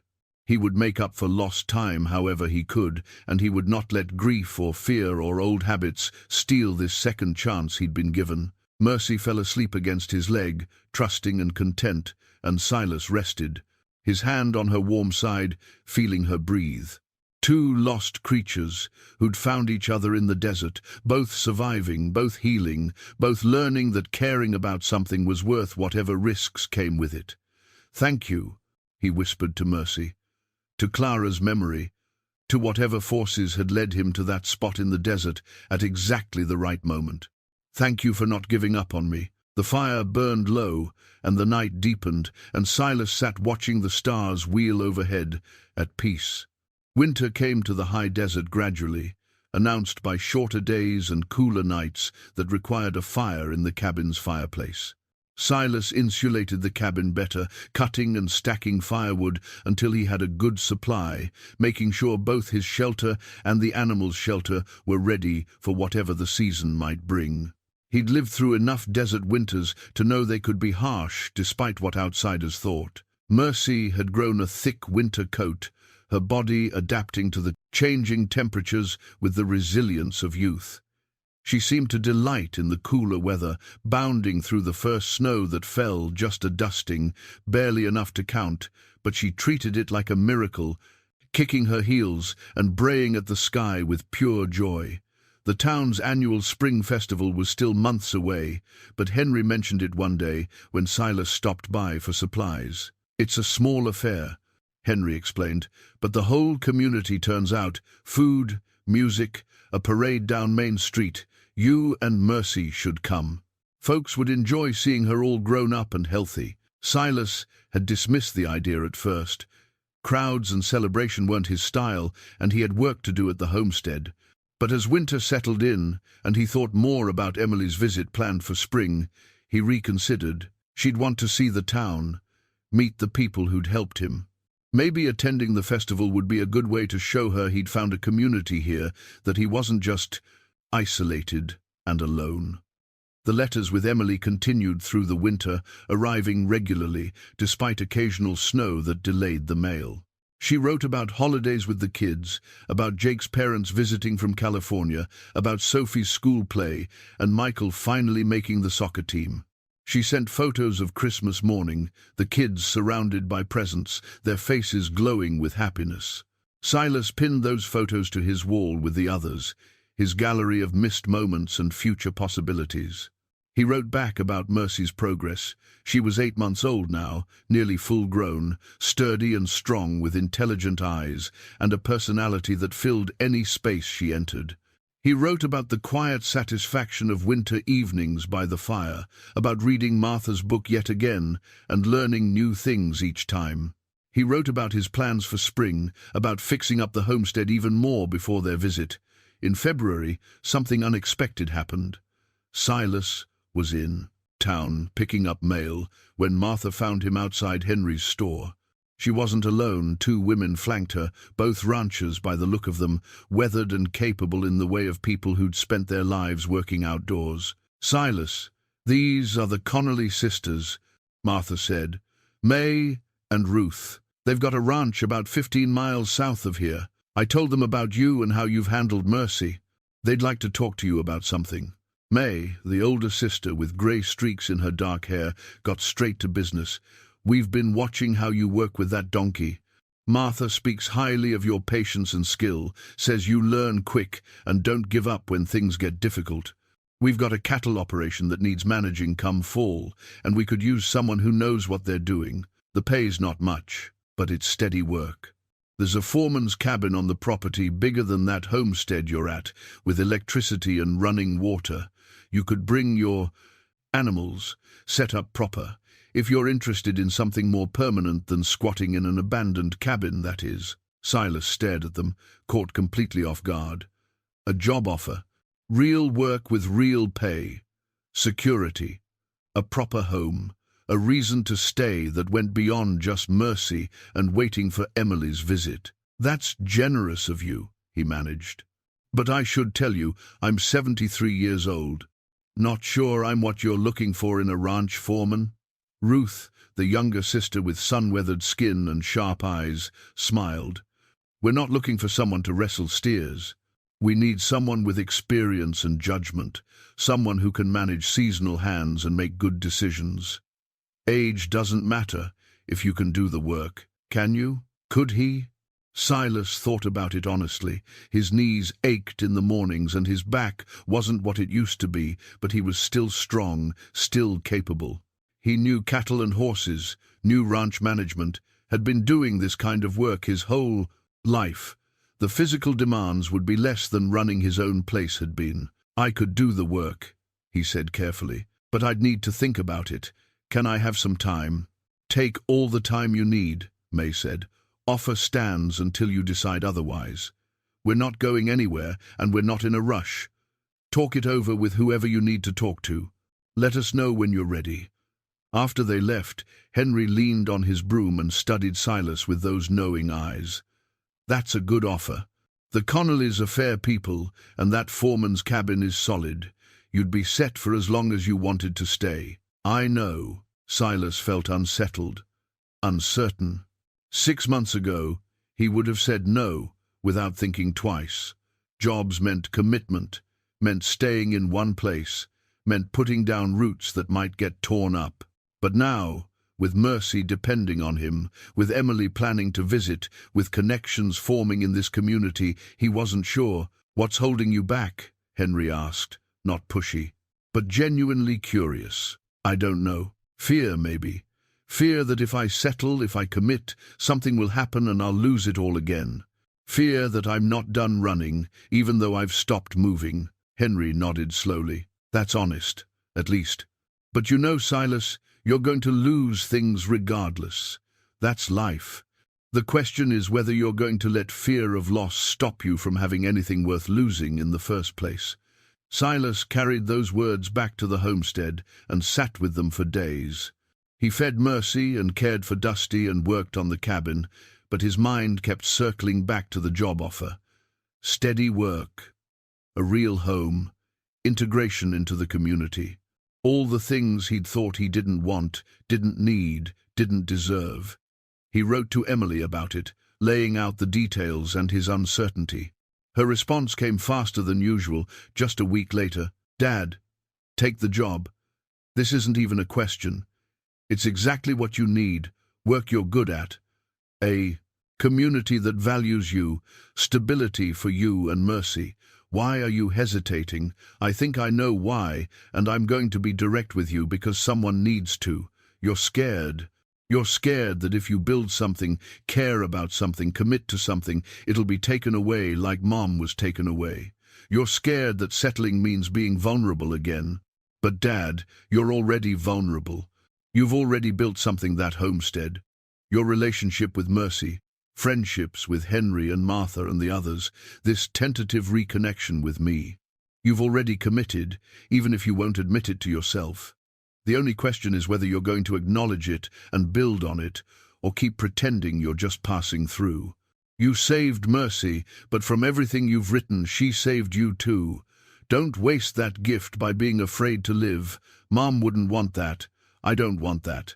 And I don't think you want it either, or you wouldn't have written to me in the first place. Say yes to the job. Build a real life there. Let yourself belong. You deserve that, and so does everyone who cares about you. When we visit in spring, I want to see you settled and happy, not still running from your own shadow. Love, Emily. Silas read the letter sitting by the fire, Mercy dozing beside him as usual. Every word hit home, because every word was true. He was scared, scared of caring, scared of losing, scared of being hurt again. But he was also tired of being scared. Tired of half-living, of keeping one foot out the door, of treating everything as temporary when he'd already been here 6 months and had no intention of leaving. Emily was right.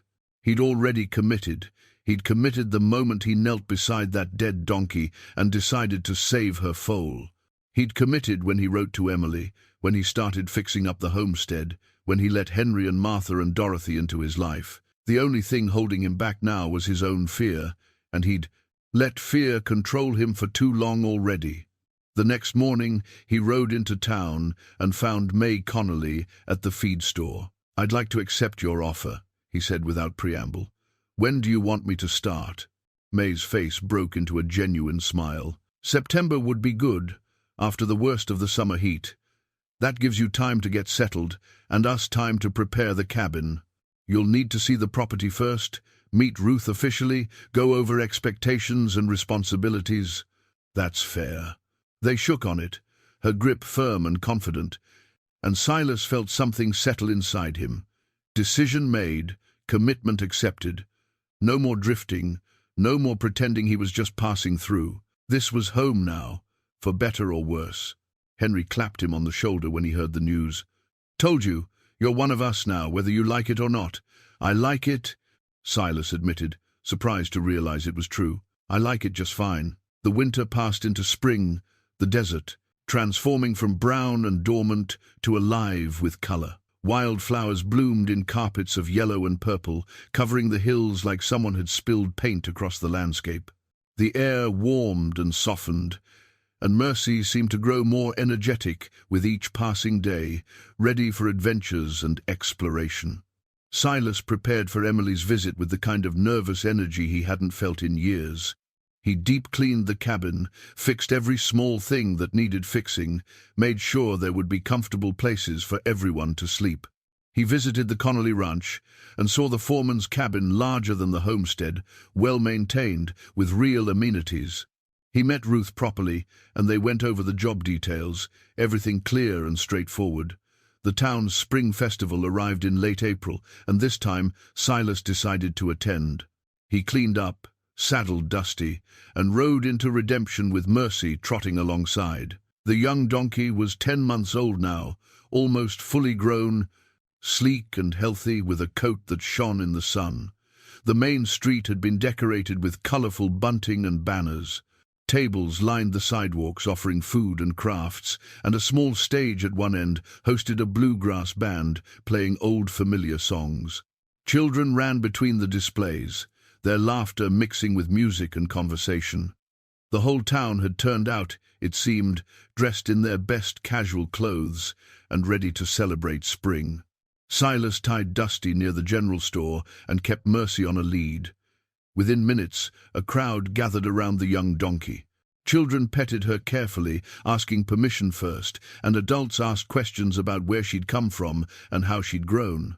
Mercy basked in the attention like she'd been born for it, gentle with the children, patient with the adults, clearly enjoying being the center of focus. Dorothy appeared with plates of food barbecue that smelled incredible and cornbread still warm from the oven. "I saved you the good stuff," she said, pressing a plate into his hands, "and extra for Mercy." She produced apple slices from her apron pocket, and Mercy took them delicately, munching happily. "You didn't have to do that," Silas protested. "I know, but you've become one of us, whether you meant to or not, and we take care of our own." Dorothy's smile was warm and knowing. That's how it works in small towns. You stop being a stranger and become family. Henry found him later, bringing a cold beer and settling on a bench beside him while they watched the festivities. "Town's taken to you," he observed.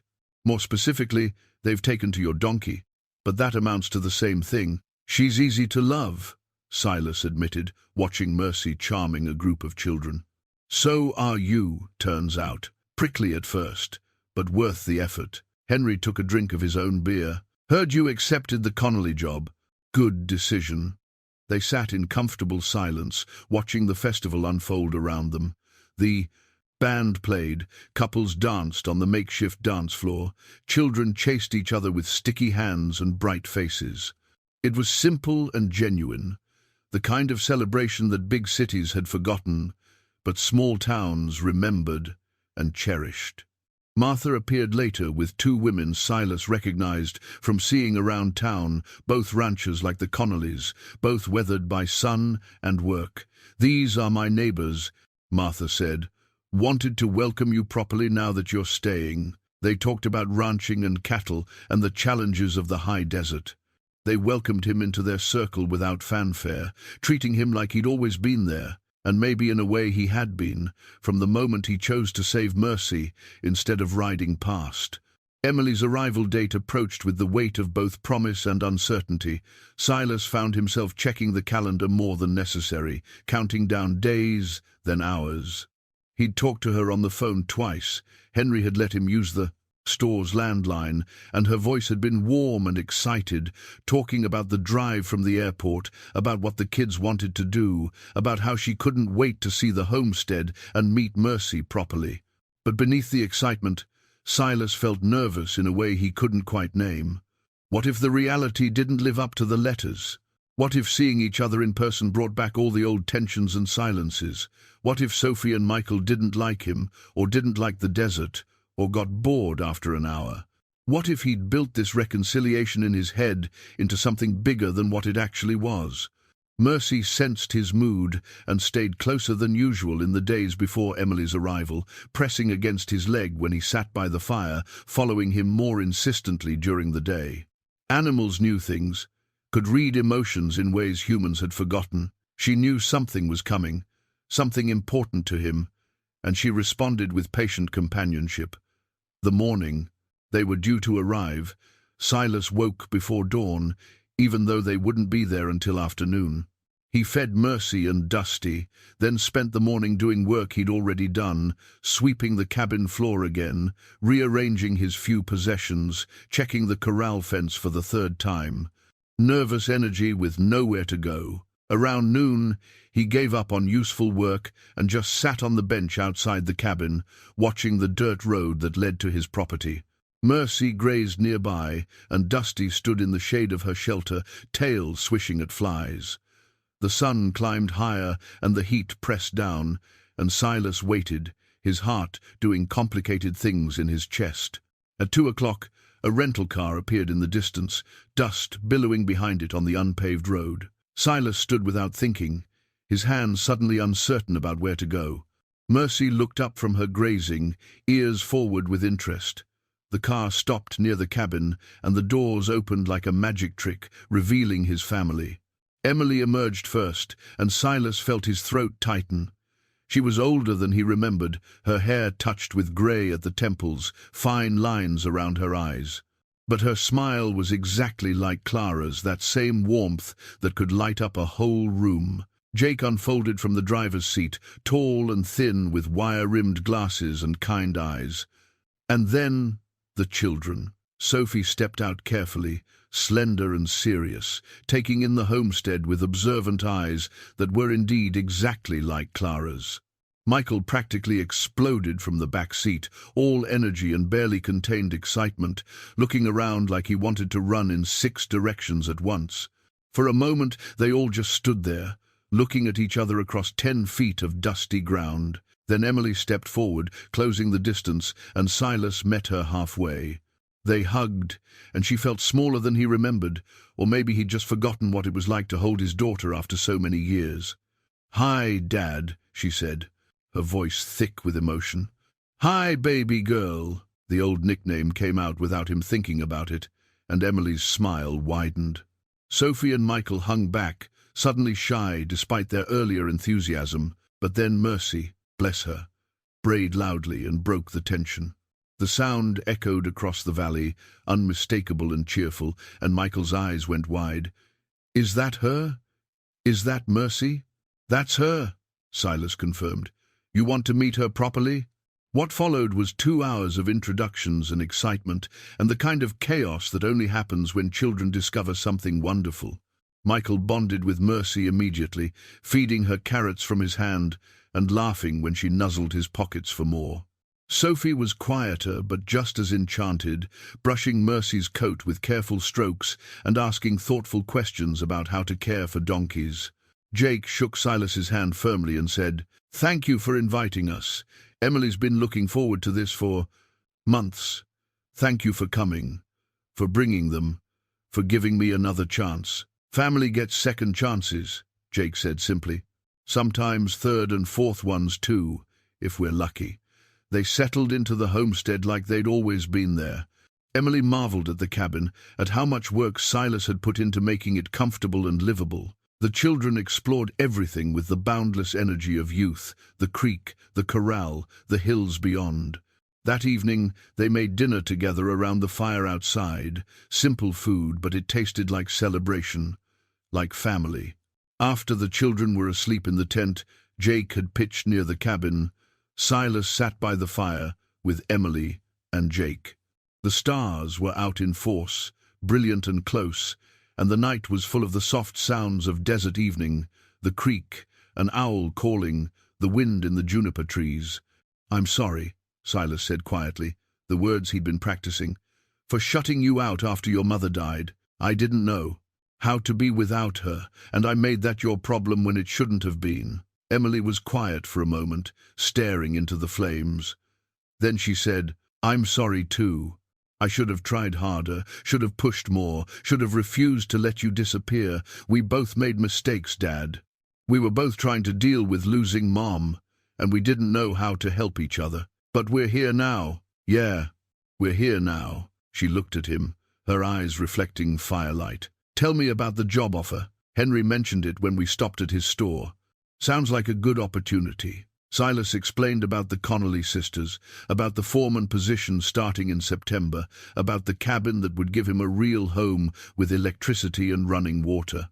Emily listened, then asked, "Why did you hesitate at first?" "Fear, I suppose. Fear that if I settled, if I committed to something permanent, I'd lose it all again. Fear that I wasn't done running, even though I'd stopped moving." "And what changed your mind?" Jake asked. "Your letter," Silas said to Emily. "You called me out on my fear, made me see I'd already committed whether I admitted it or not. Saved Mercy, started fixing this place, wrote to you, let people into my life. The only thing holding me back was refusing to acknowledge what I'd already done." Emily smiled, that warm, Clara-like smile.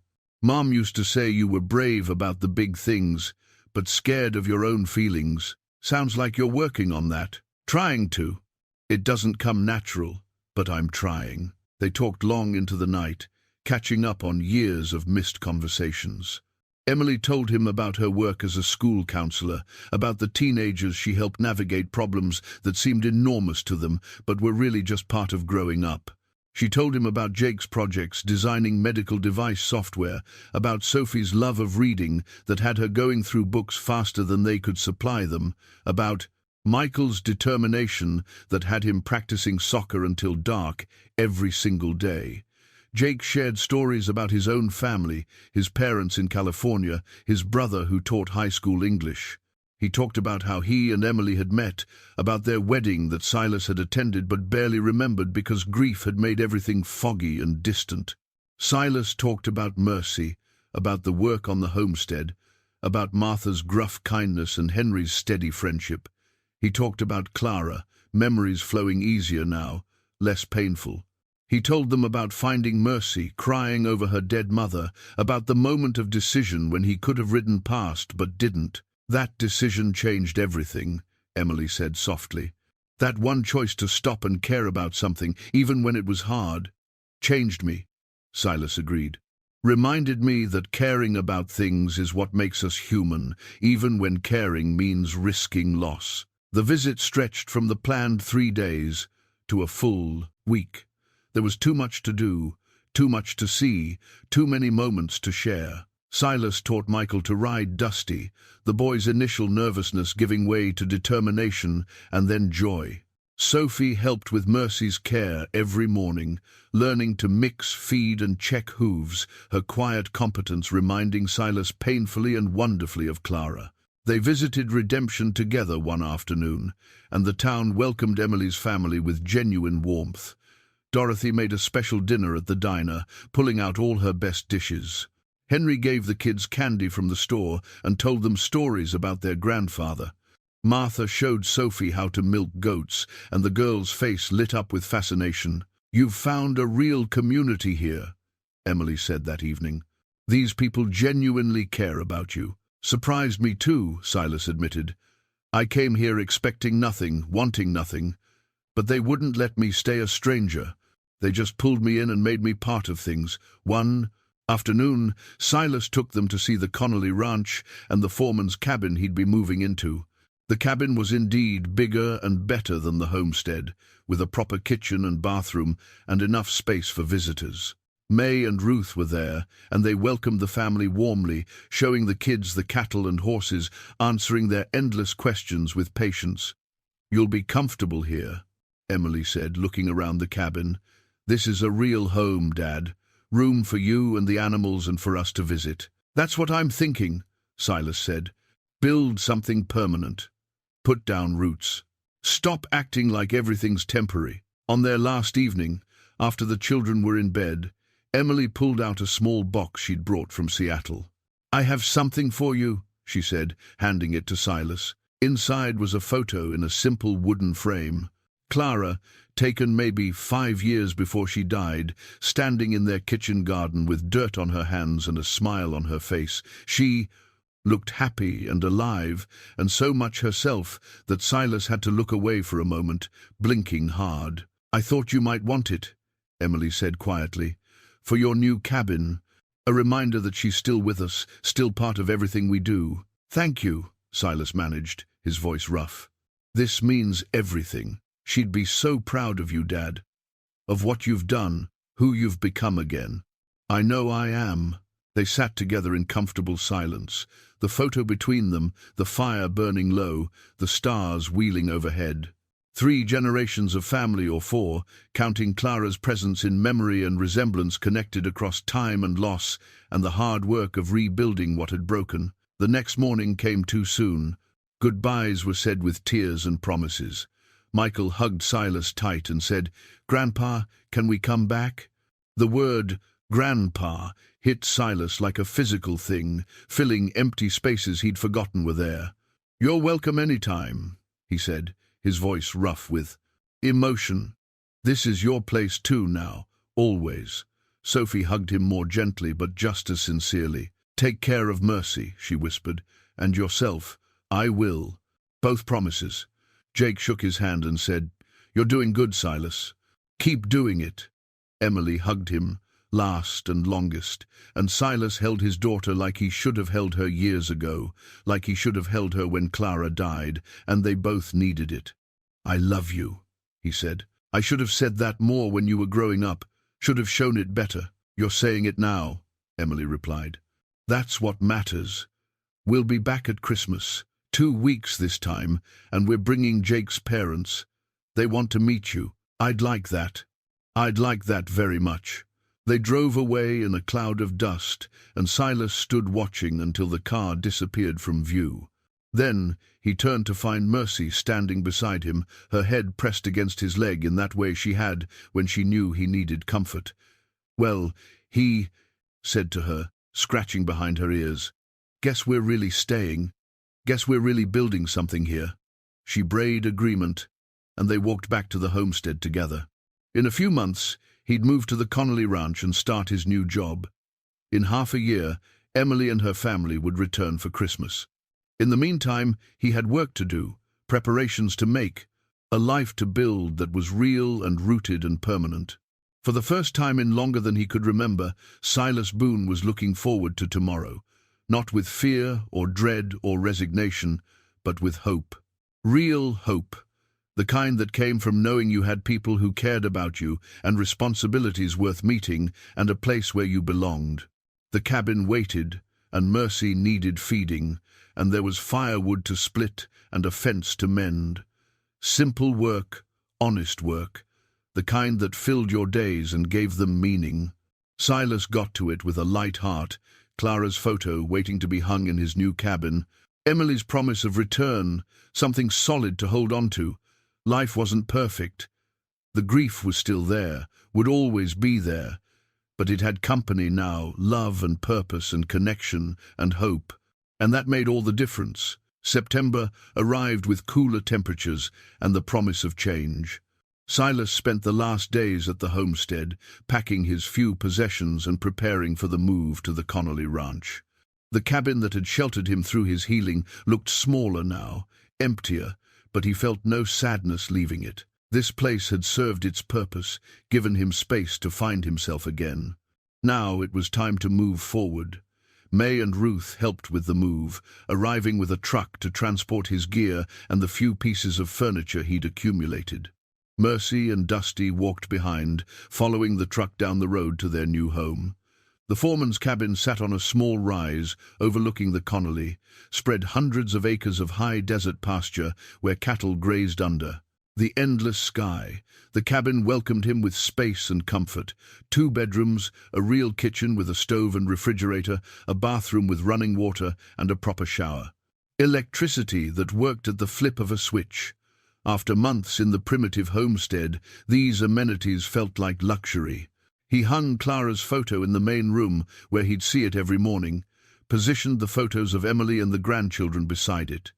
His family, present, even when distant. The work started immediately. May and Ruth ran a tight operation, but a fair one, and they'd been honest about the demands. Silas would manage the daily operations, checking fence lines, monitoring the cattle herd, coordinating with seasonal hands during roundup and branding. He'd handle the 1,000 small crises that arose on any working ranch, make decisions about grazing, rotation and water management, keep the place running smooth. It was hard work, demanding work, but Silas found he'd missed it. Missed the purposeful exhaustion of a full day's labor, the satisfaction of problems solved and tasks completed. His body protested some mornings, reminding him he wasn't young anymore, but he pushed through. The work was worth the ache. Mercy adapted to ranch life with her usual bold curiosity.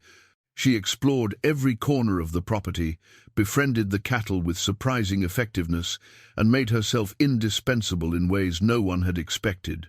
When Silas moved cattle from one pasture to another, Mercy walked alongside, her presence calming the nervous animals. She had a gift for it, an instinct that couldn't be taught. The Connolly sisters noticed and approved. "That donkey of yours is worth her weight in gold," Ruth said one evening after a successful cattle move. "Never seen animals settle so quick with a donkey walking point." She's special, Silas agreed, pride evident in his voice. The ranch hands were a mixed crew, some seasonal workers who came for specific jobs, some permanent, staff who'd been with the Connollys for years. They were curious about the new foreman at first, testing him with subtle challenges and careful observation. But Silas had been managing people and cattle for decades, and he knew how to earn respect without demanding it. He listened before he spoke, learned their names and their strengths, gave clear instructions and fair feedback. Within weeks, they'd accepted him as one of their own. Henry stopped by one afternoon in October, bringing mail and news from town. "You're settling in well," he observed, looking around the property with approval. "Connollys say you're the best foreman they've had in years. They're being generous. They're being honest. You know what you're doing, and you care about doing it right. That matters." Henry handed him a thick envelope. "From Seattle. Looks like Emily's been writing." The letter was long, full of details about daily life. Sophie had joined the school debate team and won her first competition. Michael had scored the winning goal in a crucial soccer match. Jake had gotten a promotion. Emily's work was challenging but rewarding, helping teenagers navigate the complicated business of growing up. They were all looking forward to Christmas at the ranch, already making plans. Silas wrote back that evening by lamplight, his letters to Emily now a regular rhythm. He told her about the ranch work, about Mercy's surprising talent with cattle, about the satisfaction of building something stable and permanent. He told her about the cabin that would have plenty of room for Christmas visitors, about his plans to cut a proper Christmas tree from the hills.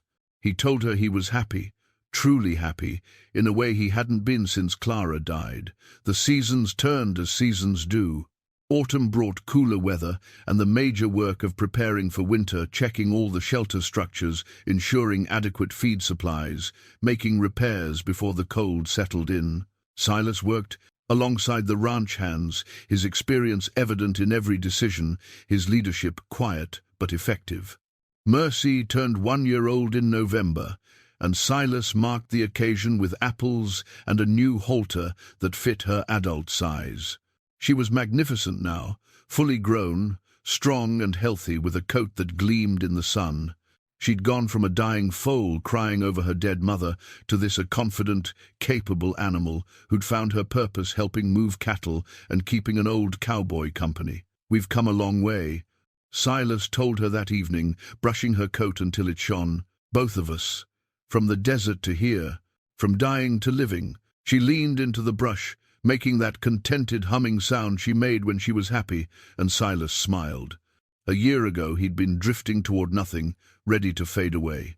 Now he had work that mattered, family coming for Christmas, a community that valued him, and this stubborn donkey who'd started it all by refusing to let him ride past. The donkey ranch stretched around them in the gathering darkness, solid and real and permanent. Home. Not the home he'd lost when Clara died, but a new home, built from choices and effort, and the willingness to try again. It was enough, more than enough. It was everything he'd thought he'd never have again. Christmas arrived with snow, rare for the high desert, but perfect for the holiday. Silas woke on December 20th to find the world transformed, white and clean and beautiful. The first substantial snow he'd seen since moving to the ranch, and it felt like a gift timed perfectly for Emily's family. They arrived 2 days before Christmas, driving carefully on roads made treacherous by ice. This time there were more of them: Emily, Jake, Sophie, and Michael, plus Jake's parents Tom and Linda, who'd driven down from California to meet Silas and see what their son had been describing in his emails. The cabin that had felt spacious for one person suddenly felt full in the best way. Sleeping. Bags and air mattresses covered the floors, the kitchen smelled of cooking, and the sound of voices and laughter filled every corner. Mercy stood outside the window watching the chaos with interested ears, and Silas felt his heart expand with something he'd almost forgotten: joy. Pure, uncomplicated joy. Sophie and Michael had grown in the 6 months since their last visit. Sophie was taller, carrying herself with new confidence from her debate team success. Michael had filled out, stronger from his soccer training. They both ran to Silas when they arrived, hugging him without the shyness of their first meeting. He was grandpa now, fully and completely, and they'd missed him. Tom and Linda were warm and welcoming, treating Silas like family from the first handshake. Linda brought homemade cookies, and Tom brought stories about Jake's childhood that made everyone laugh. They fit into the group easily, and Silas found himself grateful for their presence, for the way they expanded his family circle. Christmas Eve, they all worked together to decorate the cabin. Strings of lights went up around the windows, pine branches brought in from the hills filled the rooms with their scent, and Sophie hung stockings above the fireplace with everyone's names carefully written in glitter. Michael helped Silas bring in the tree. He'd cut a scrubby juniper that would never win beauty contests, but was theirs, chosen together from the hills above the ranch. They decorated it with ornaments Emily had brought, and some handmade ones the kids had created specifically for this tree. A star made of tinfoil and cardboard went on top, and Michael insisted it was perfect even though it leaned slightly to one side. That evening, they gathered around the fireplace. May and Ruth had been invited and came bearing gifts, hand-knitted scarves for everyone, made by Ruth during the long winter evenings. Dorothy brought pie, and Henry arrived with a bottle of good whiskey for the adults, and special candies for the kids. Martha even showed up, gruff as ever, but with a soft smile when she saw the family gathered together. The cabin was crowded and warm, and full of the kind of chaos that only happens when people who love each other share space. Conversations overlapped, laughter rang out, children ran between adults' legs. Mercy stood outside the window like a sentry, occasionally braying to remind them she was there, and each time Michael ran out to give her treats and attention. Silas stood back for a moment, taking it all in. His daughter laughing with Linda, his grandchildren playing a card game with Tom, Jake and Henry discussing something technical that Silas didn't understand but appreciated their engagement. Martha and May talking about goats and cattle, Ruth showing Dorothy her knitting pattern. All these people brought together because one old cowboy had decided to save a dying foal in the desert. Clara's photo watched from the wall, her smile captured forever. In that kitchen garden moment, Silas raised his glass of whiskey toward it in a silent toast. Wish you were here, but thank you for them. Thank you for Emily. Thank you for teaching me that love is worth the risk. Christmas morning came with excited children and torn wrapping paper and gifts exchanged with thought and care. Sophie gave Silas a book about donkeys she'd researched and chosen herself. Michael presented a drawing he'd worked on for months, the whole family including Mercy, everyone together at the ranch. It was good, surprisingly good, capturing something true about the way they'd come together. Silas's gifts were simple, carved wooden animals he'd made in the evenings, each one unique. A horse for Michael, a book for Sophie, a decorative box for Emily, small things made with his own hands. They were received with genuine delight, valued not for their monetary worth, but for the time and thought they represented. The day unfolded in the lazy, comfortable way of the best holidays. Big breakfast, cooked by everyone helping, a walk in the snow where Mercy followed, and the kids threw snowballs, a dinner that took hours to prepare and minutes to devour. Evening games and stories around the fireplace. As night fell and the children finally crashed from exhaustion, the adults sat around the dying fire talking quietly. Emily leaned against Silas's shoulder the way she used to when she was small. "This is perfect, Dad. Exactly what I hoped for." "Me too, baby girl. Me too. Mum would love this. All of us together, you happy again, the kids knowing their grandpa." "She's here," Silas said quietly. "Can't you feel her? In the laughter, in the love, in all of us being together. She's here." Emily nodded, tears on her cheeks, but they were good tears, healing tears, the kind that come when something that was broken finally feels whole again. Outside, the snow fell soft and steady, covering the ranch in a blanket of white. Mercy stood in her shelter, warm and safe. The cattle were bedded down for the night. The world was quiet except for the wind and the occasional crackle from the fireplace. Inside the cabin, 3 generations of family, 4 counting Clara in memory and resemblance, were together. Not perfect, because families never are, but real and present, and choosing each other despite years of distance and pain. Silas looked around at the sleeping children, at Emily dozing against Jake, at Tom and Linda holding hands on the couch, his family, his community, his life, rebuilt from grief and loneliness into something beautiful and worth living. "Thank you," he whispered to Clara, to Mercy, to whatever forces had guided him to that spot in the desert a year ago. "Thank you for not letting me give up. Thank you for reminding me that life is worth living, even when it's hard, especially when it's hard." The fire burned low, and one by one everyone found their sleeping places. Silas was the last awake, sitting in his chair, looking at Clara's photo, and the photos of his grandchildren, and the chaos of gifts and decorations that proved beyond doubt that he was no longer alone. He'd started this journey broken and ready to fade away. He'd found a dying foal and made a choice to care when caring felt impossible.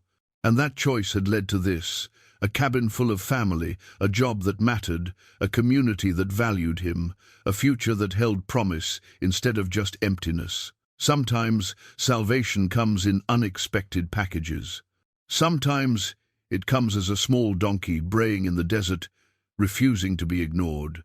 Sometimes it comes as a choice to stop running and start building, to risk caring again, despite the certainty that loss will eventually come. Silas understood now what he hadn't understood a year ago. Life wasn't about avoiding pain or protecting yourself from loss. It was about showing up, caring anyway, loving despite the risk, building even when you knew time would eventually take everything away. It was about the moments between the laughter and the work, and the simple presence of people who mattered. He fell asleep in his chair with a smile on his face, surrounded by family, at peace for the first time in longer than he could remember. Outside, Mercy brayed once, a sound that carried across the snowy ranch like a benediction, like an amen, like a promise that tomorrow would come and they would face it together, the old cowboy and the stubborn donkey who'd saved each other when they both needed saving most. The years that followed brought their own rhythms and rewards, their own challenges and triumphs. Silas settled into his work at the Connolly Ranch with the ease of a man doing what he was meant to do. The cattle thrived under his management, the ranch hands respected his quiet leadership, and May and Ruth counted themselves fortunate to have found him. He wasn't just an employee, he was family, part of the fabric of their operation. Mercy grew into her role with equal grace. She was no longer just a pet or even just a working animal. She was a partner in the truest sense, intuitive and intelligent, able to read situations and respond with a wisdom that seemed beyond her years. When cattle needed moving, she was there. When a new calf was nervous, her presence calmed it. The ranch hands joked that she was worth 3 good dogs and a case of beer, and they weren't entirely joking. Emily's family visited twice a year without fail, once in summer and once during the Christmas season. Each visit brought new stories, new growth, new connections forming and strengthening. Sophie graduated high school at the top of her class and headed to college with plans to study veterinary medicine. Michael earned a soccer scholarship and grew from a determined boy into a focused young man. They both knew their grandfather now, truly knew him, and he knew them.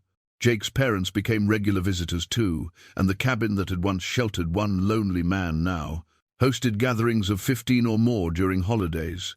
Silas added a covered porch to accommodate everyone, built with his own hands and the help of ranch hands who'd become friends. The porch became the heart of their gatherings, a place to sit and talk and watch the sunset paint the desert in impossible colors. Henry aged but remained sharp, still sweeping his porch every morning, still the unofficial mayor of redemption.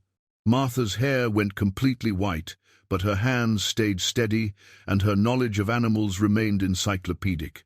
Dorothy's granddaughter Lily grew up visiting the ranch regularly, drawn by Mercy and staying for Silas's patient teaching about animals and land management. She was 16 now and already planning to study agriculture in college. The community embraced Silas completely, and he let himself be embraced. He attended town meetings and harvest festivals, helped neighbors with difficult livestock, shared his knowledge freely. The man who'd come here, ready to disappear, had instead become a pillar of the community, someone people turned to for advice and help. 3 springs after that first Christmas, Emily called with news that brought Silas to tears. She was pregnant. At 46, it was unexpected, but she and Jake were thrilled. Silas would have another grandchild, another connection to the future, another reason to keep going strong. He stood in the barn that evening, brushing Mercy's coat and telling her the news. She was 4 years old now, in her prime, magnificent and strong. She listened with her ears forward, seeming to understand the importance of what he was saying. "Another baby," he told her. "Can you imagine? I'm going to be a grandfather again. Me, at my age, still getting to be part of new life beginning." She nuzzled his shoulder, warm and solid and real, and Silas felt gratitude so profound it was almost painful. 4 years ago, he'd been ready to die. Now he was looking forward to holding a new grandchild, to teaching another small person about the world, to continuing the chain of love and knowledge that connected generations. The baby arrived in November, a girl they named Clara. When Emily sent the first photo, Silas sat in his cabin and cried openly, holding the picture of his new granddaughter with her great-grandmother's name. Clara's photo on the wall, watched as he held this new Clara in image form, and he felt the circle complete in a way that honored both the loss and the continuing life. He visited Seattle for the first time that winter, flying on an airplane at 77, despite his nervousness. Emily picked him up at the airport, and he met his newest grandchild in person, a tiny, perfect thing with a tuft of dark hair and eyes that would probably turn brown like her great-grandmother's. He held her carefully, this miracle of continuation, and whispered promises he intended to keep. He'd be there for her like he'd learned to be there for Sophie and Michael. He'd be present, engaged, loving. The visit lasted 2 weeks, and Silas saw Emily's world properly for the first time. Her house, her neighborhood, her work at the school. He met her colleagues and friends, saw how respected and loved she was in her community. Pride filled him, pride mixed with regret for the years he'd missed, but mostly just pride. His daughter had built a good life, was raising good children, was making a difference in the world. Clara would have been so proud. Back at the ranch, life continued its steady rhythm. The seasons turned, the cattle moved from pasture to pasture. Mercy grew older with grace and dignity. Silas trained young ranch hands, passed on his knowledge, made sure what he knew wouldn't be lost. He wrote letters to all his grandchildren now, even baby Clara, storing up words for when she'd be old enough to read them.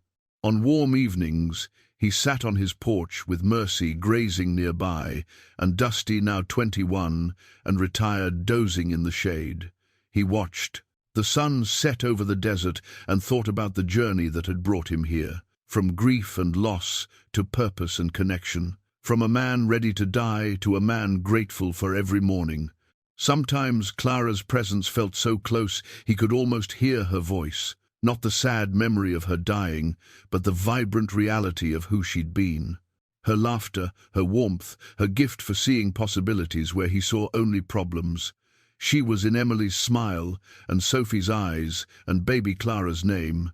She was in the love that connected them all across distance and time, and even death. Mercy brayed, and Silas smiled. 6 years since he'd found her crying over her dead mother in the desert. 6 years of healing and growth and learning to live again. She was his companion, his partner, his friend. The creature who'd refused to let him give up when giving up felt like the only option. "We did all right," he told her, and she walked over to press her head against his knee in agreement. "We did all right. You and me." The desert stretched around them in shades of purple and gold as the sun sank lower. The ranch was quiet, except for the wind and the distant lowing of cattle. Inside the cabin, photos covered the walls. Clara in her garden, Emily's family growing and changing, Mercy as a foal and as an adult, friends and community members captured in moments of joy. This was life, Silas understood now. Not the absence of pain, but the presence of love. Not avoiding loss, but cherishing what you had while you had it. Not running from grief, but moving through it, towards something better, something worth building, something worth staying for. He'd come to the desert ready to fade away, and instead he'd found reasons to bloom. A foal who needed saving, a daughter who needed her father, grandchildren who needed their grandfather. A community that needed his knowledge and presence, work that mattered, and land that sustained, and love that healed even the deepest wounds. The stars came out one by one, familiar constellations wheeling across the sky. Somewhere in Seattle, Emily was probably putting baby Clara to bed. Somewhere in their respective colleges, Sophie and Michael were studying or sleeping or living their young lives. Somewhere in California, Tom and Linda were thinking about their next visit.